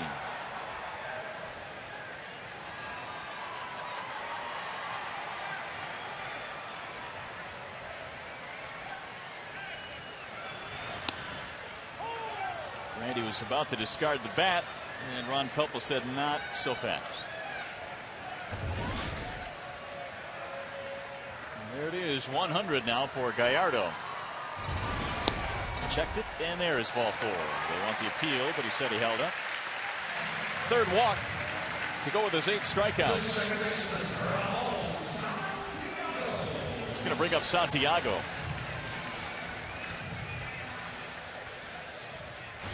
3 strikeouts today for Ramon.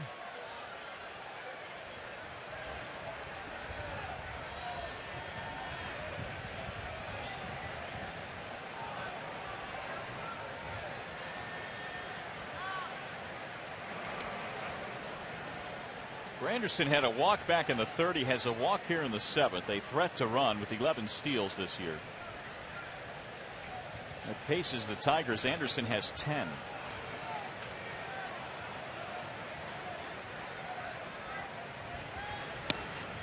Ball 1.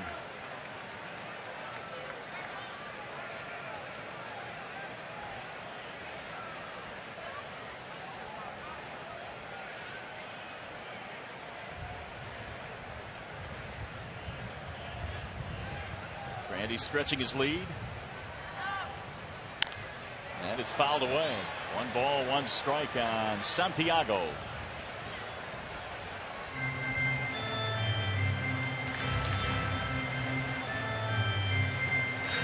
Justin Verlander back on track after a little bit of a bumpy road in St. Louis in his last start.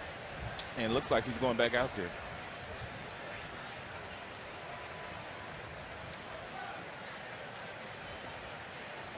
The 1-1. 1 ball, 2 strikes.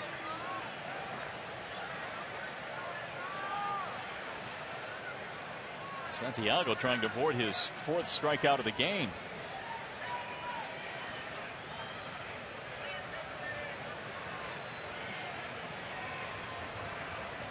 There goes the runner. It's down low and no throw. Grandy goes in standing up. And Curtis picked a real nice pitch to run on. Appeared to be a breaking ball.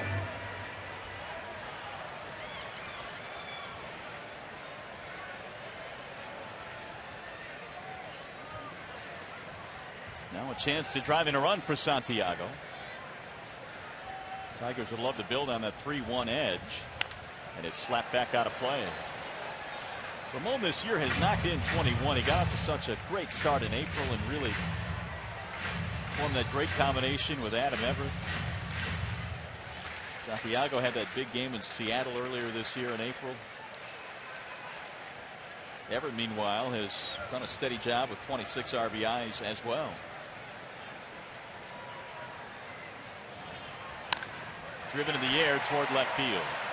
Ryan Braun may have misplayed it, but he'll back up and go and get it. Whoa. So Santiago is out. Tigers strand man. Let's go to the 8th. Council leads it off.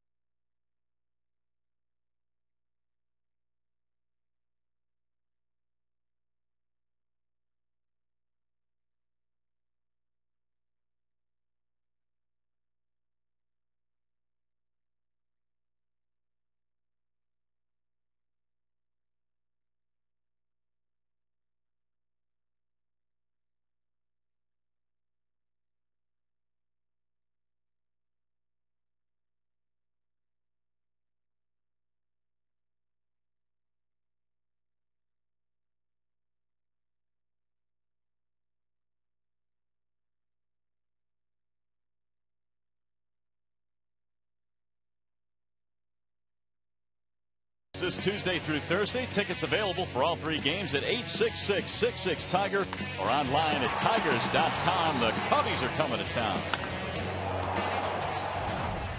And that'll be quite a series here. First pitch is hammered deep into right field by Counsell, and that ball is going to get out. It's gone. It's a home run.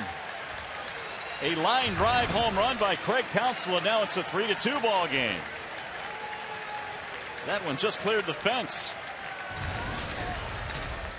His second of the year. Well, here it is, hit it. Counsell's a very smart player. He knows that Verlander's going to try to get ahead of him.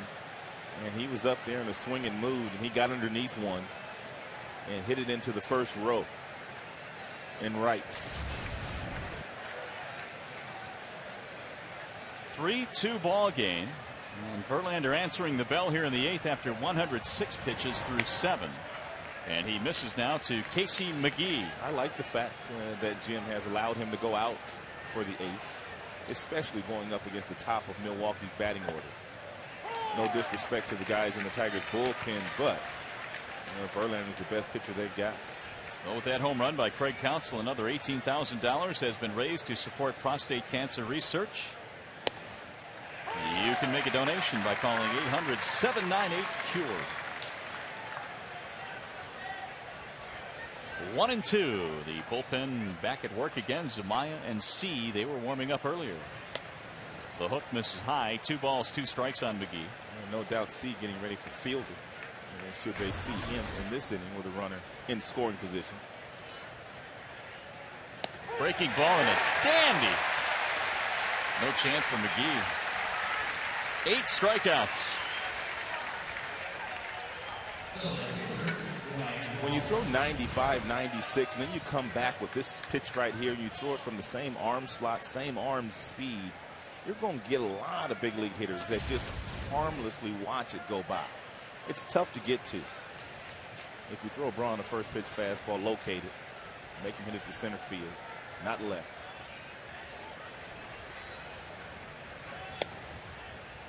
That one just missed. Looked like he was taken all the way, too. Braun has not had a hit. He has grounded out in every at bat so far.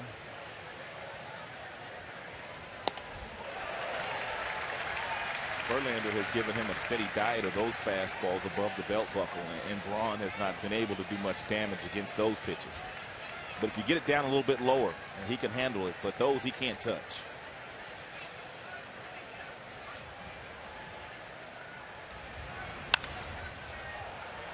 To center field for Granderson. 2 gone.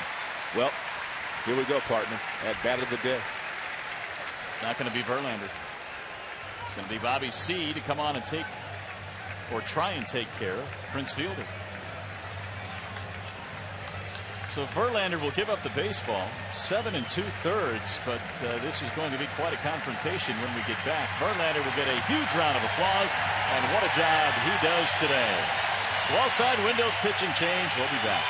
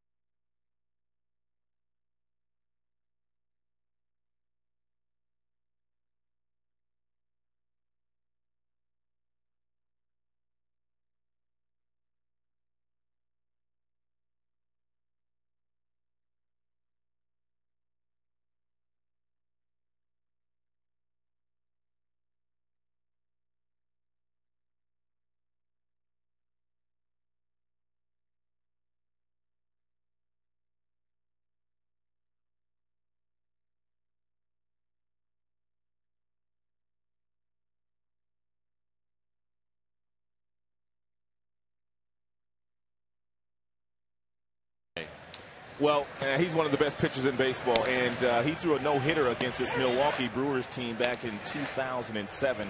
And today, Verlander looked, well, simply the way that he's looked the last 2 months, without that minor hiccup in St. Louis, his last start. We'll turn things over now to Bobby C., whose job is to get the left-handed batting Prince Fielder. He's been good this year, especially against left-handers. You see the bottom note, .213 batting average against Bobby. Left-handers have not done a whole lot against him, and really the right-handers have not done a lot against Bobby this year. Big swing by Fielder, 0-2. That pitch right there is a difference in Bobby this year and last year. He's got some nice separation between the fastball and the breaking ball, and he's getting the breaking ball away from the left-handers, which is what you have to do against a dangerous left-handed bat like Fielder. Prince 0 for 3 in the game today. He's down 0-2. Swing and a miss. He struck him out. Oh, what a job by Bobby C. 3 pitches. See you later.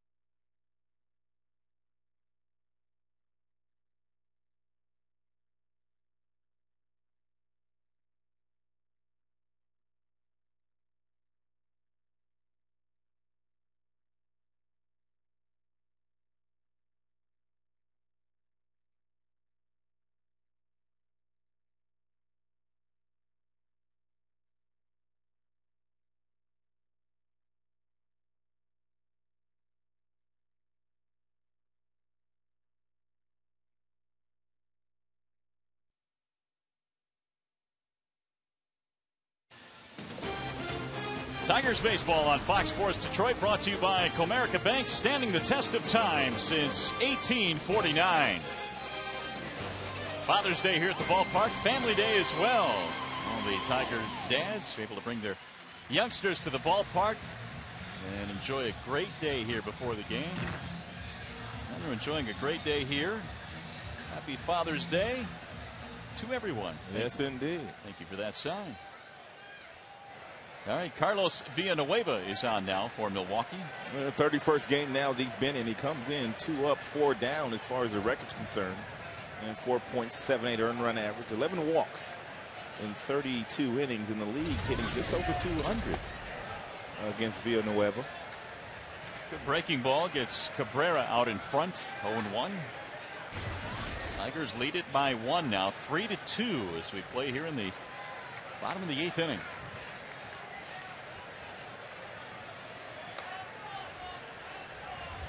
Gallardo strikes out 8 in 7 innings and throws 107 pitches.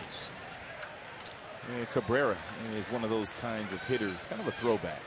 He'll take a real bad swing at a pitch on occasion, and knowing that that pitcher will give him that same pitch later in the count. And if it's high enough, he'll do some damage with it. He got it, and he missed it. That's what a lot of hitters used to do back in the day, Mario. They kind of set pitchers up. You look real bad on one particular pitch, and all of a sudden that pitcher says, you know what, he can't hit that. And the guy looks for it next time, and you don't miss it. You got to have a lot of confidence in yourself to do that. Oh, guys did it. Guys did it all the time. He got it again and missed it again. Catalanato settling under the fly ball. And Cabrera's out. I don't think it's so much of having the confidence in yourself. It's just knowing that if you take a real awkward swing, that pitcher more than likely is going to come back to that same pitch that makes you look so awkward. Well, here is Marcus Thames, who very rarely looks awkward. In fact, he almost hit one out in the 6th inning, driving Cameron to the center field wall.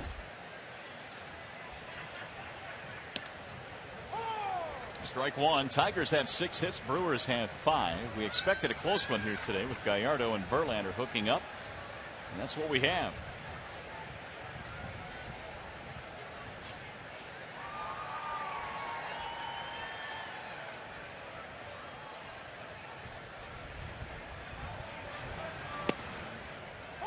Oh, 0-2.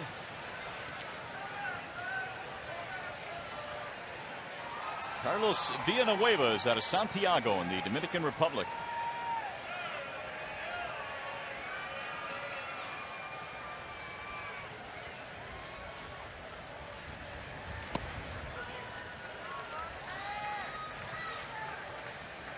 He's been with Milwaukee his entire big league career.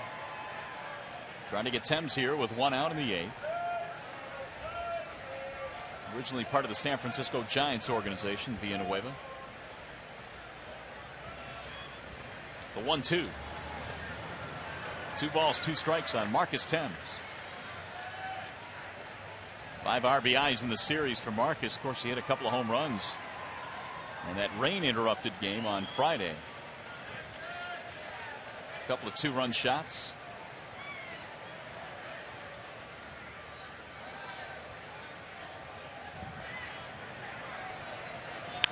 And he rolls that one foul. Well, ever since Jim Leland decided to put Thames in that cleanup slot and move Cabrera to 3rd, really kind of both of those guys have taken off. Well, it's nice to have some power production in the middle of your order, and those guys most definitely provide that. And not only power from Cabrera, but he's a career 300 hitter as well, so he'll take a base hit too. Got him, strike 3, and Marcus knew it. First strikeout for Villanueva. 2 gone.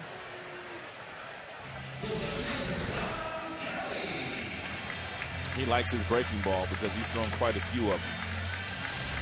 3 to Cabrera and a few to Marcus as well in that pitch sequence. So here's Don Kelly, 1 for 3 in this game. He's singled ahead of the 3-run homer by Brandon Inge, which right now is the difference in this game.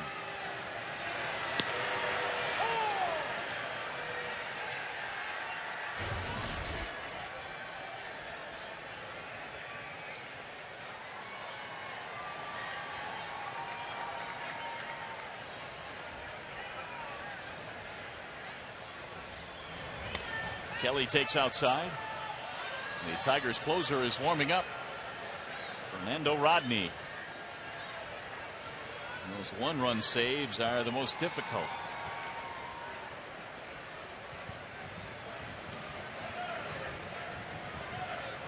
Here's the 1-1 pitch.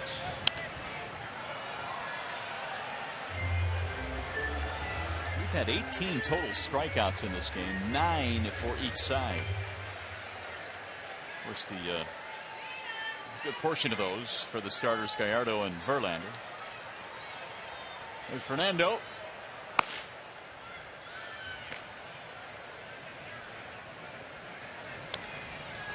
Kelly staying alive.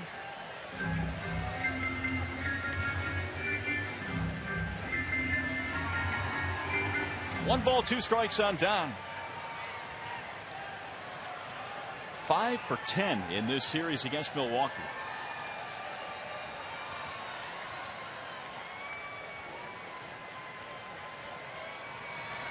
That's outside. 2 balls, 2 strikes.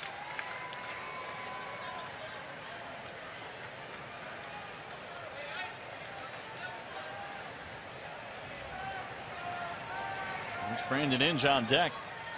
One of the heroes today for Detroit. Here's the other, Verlander. The 2-2. Didn't go around. 3 balls, 2 strikes.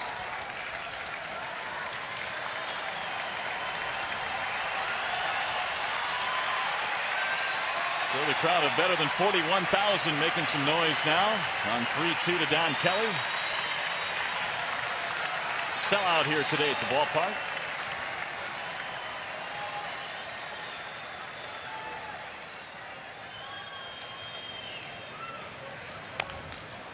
That's cued off the end of the bat. Villanueva down to his knees. His throw not in time.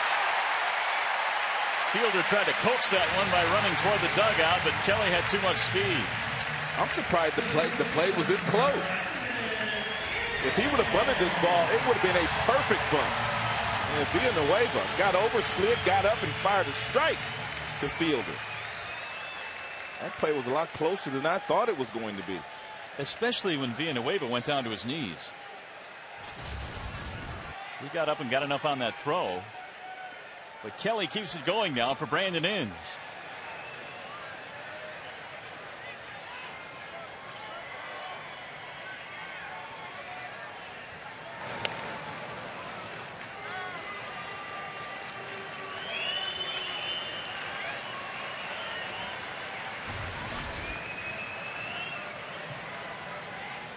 Inge's home run was his 16th, 47 RBIs for the Tigers third baseman.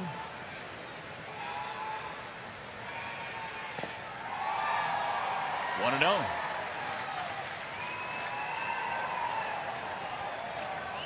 Catalinato, Cameron, and Gamble due up when we get to the ninth inning for Fernando Rodney.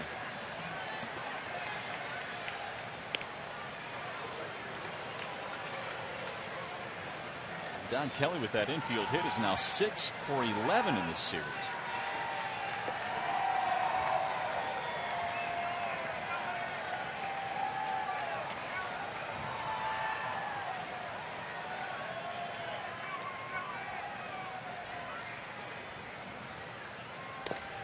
Two and 0.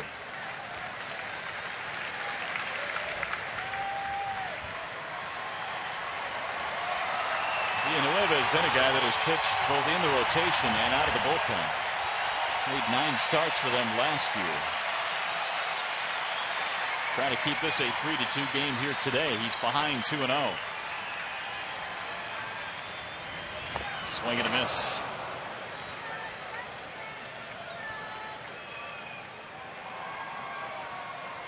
All of his appearances this year out of the pen for Milwaukee.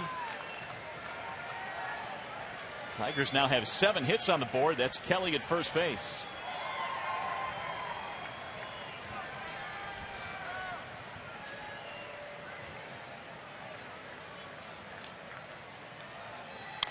Shattered his bat, rolled up the middle. They'll flip to second. Safe at second base. Kelly beat the throw. Great hustle by Kelly. Looked like Hardy, the shortstop, had a difficult time of getting that ball out of his glove. But tremendous hustle by Kelly. And he may get Brandon Inge a base hit out of this. This ball right back up the middle. Hardy goes over, grabs it. Looks like he had a tough time of getting a handle on it and shuffled it slowly to Counsell. And by then, Kelly beat it. Nice call as well by Jerry Meals. So the inning is still alive for Josh Anderson. You got an insurance run out there in scoring position.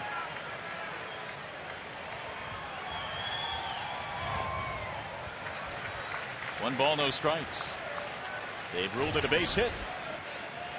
Brandon will have to take Kelly out and buy him a dinner. That's right. It's a knock. Worth a couple of points on your average. Exactly. 2 hits today for Brandon, plus a walk.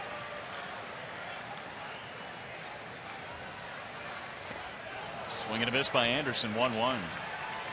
Official scorekeeper did not have to give Brandon a base hit on that particular play, but he also probably figured had Hardy tried to come across the diamond to first base to Fielder to get the out, then Brandon may have beaten it as well. So it's kind of a judgment play. Judgment scoring, I should say.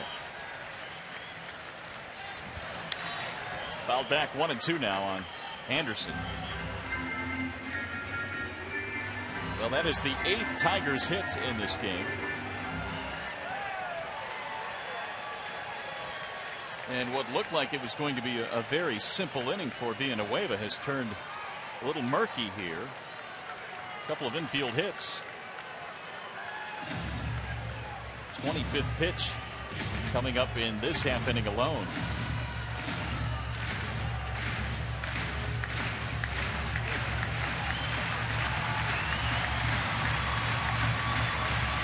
A bit of a breather there for Villanueva. Fernando Rodney all set to go when we get to the 9th inning. He has been heating up. Meanwhile, there's action in the Brewers pen. DeFelice tuning up.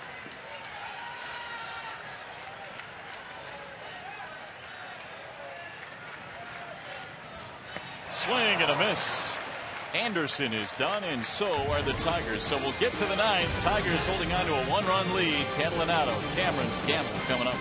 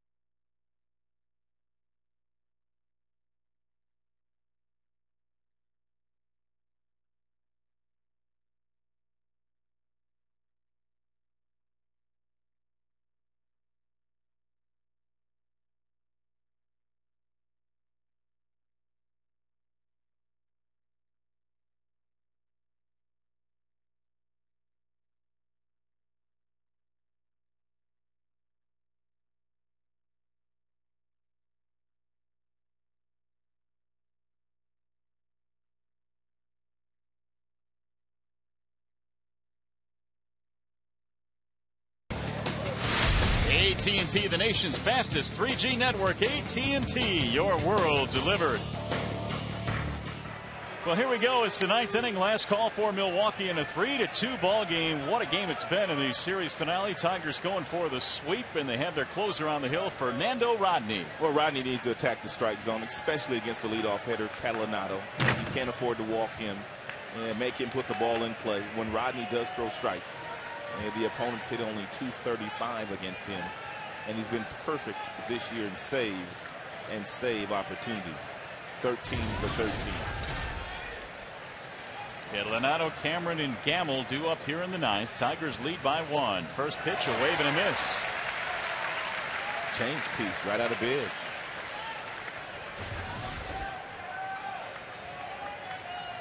Catalinato, strikeout, ground out, fly out.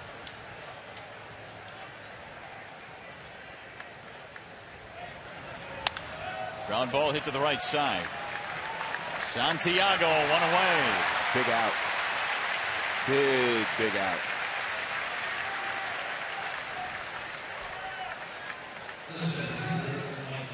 Now Mike Cameron.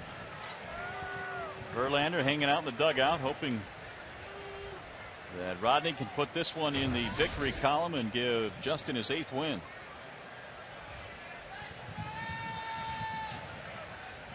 Mike Cameron, 1 for 2, has a walk as well. He shows bunt and lays it down foul.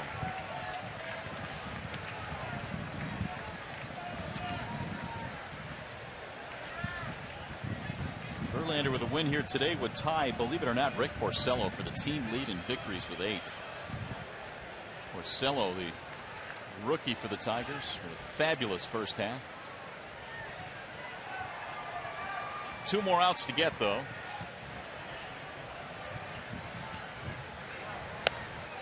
1-1.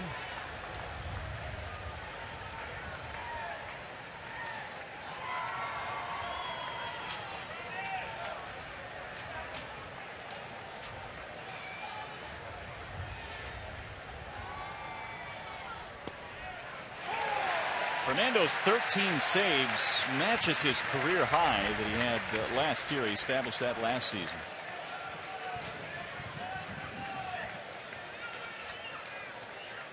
And he's ahead 1-2 on Mike Cameron.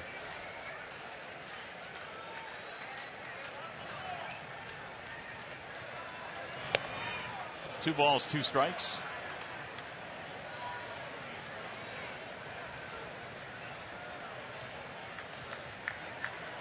Bobby C came out of the bullpen to strike out Prince Fielder in the 8th. And now Rodney trying to put the finishing touches on it for Justin Verlander. Ground ball to third. Right there is Brandon Inge. Quick throw. 2 gone. One more out to get. This crowd's going to get up and get into it.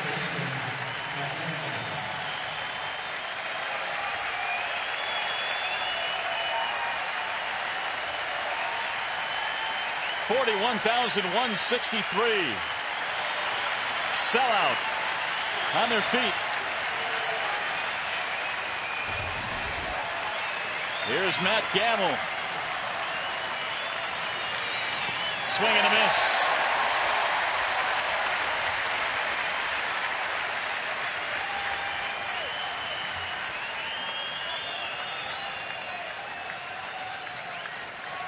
Gamble 0 for 2 with a walk.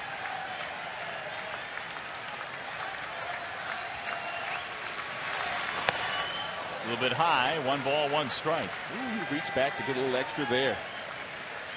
99 with that piece of cheese from Rodney. Meanwhile, Jody Garrett, the former Cleveland Indian, has moved on deck. He might come back with that change piece here. He sure does. Yep. 1-2. Gambler's seen a lot of changeups. And he's watched a lot of changeups. They have a guy on their team, Trevor Hoffman, that probably has the best of all time. But Rodney features a good one himself. 1 strike away.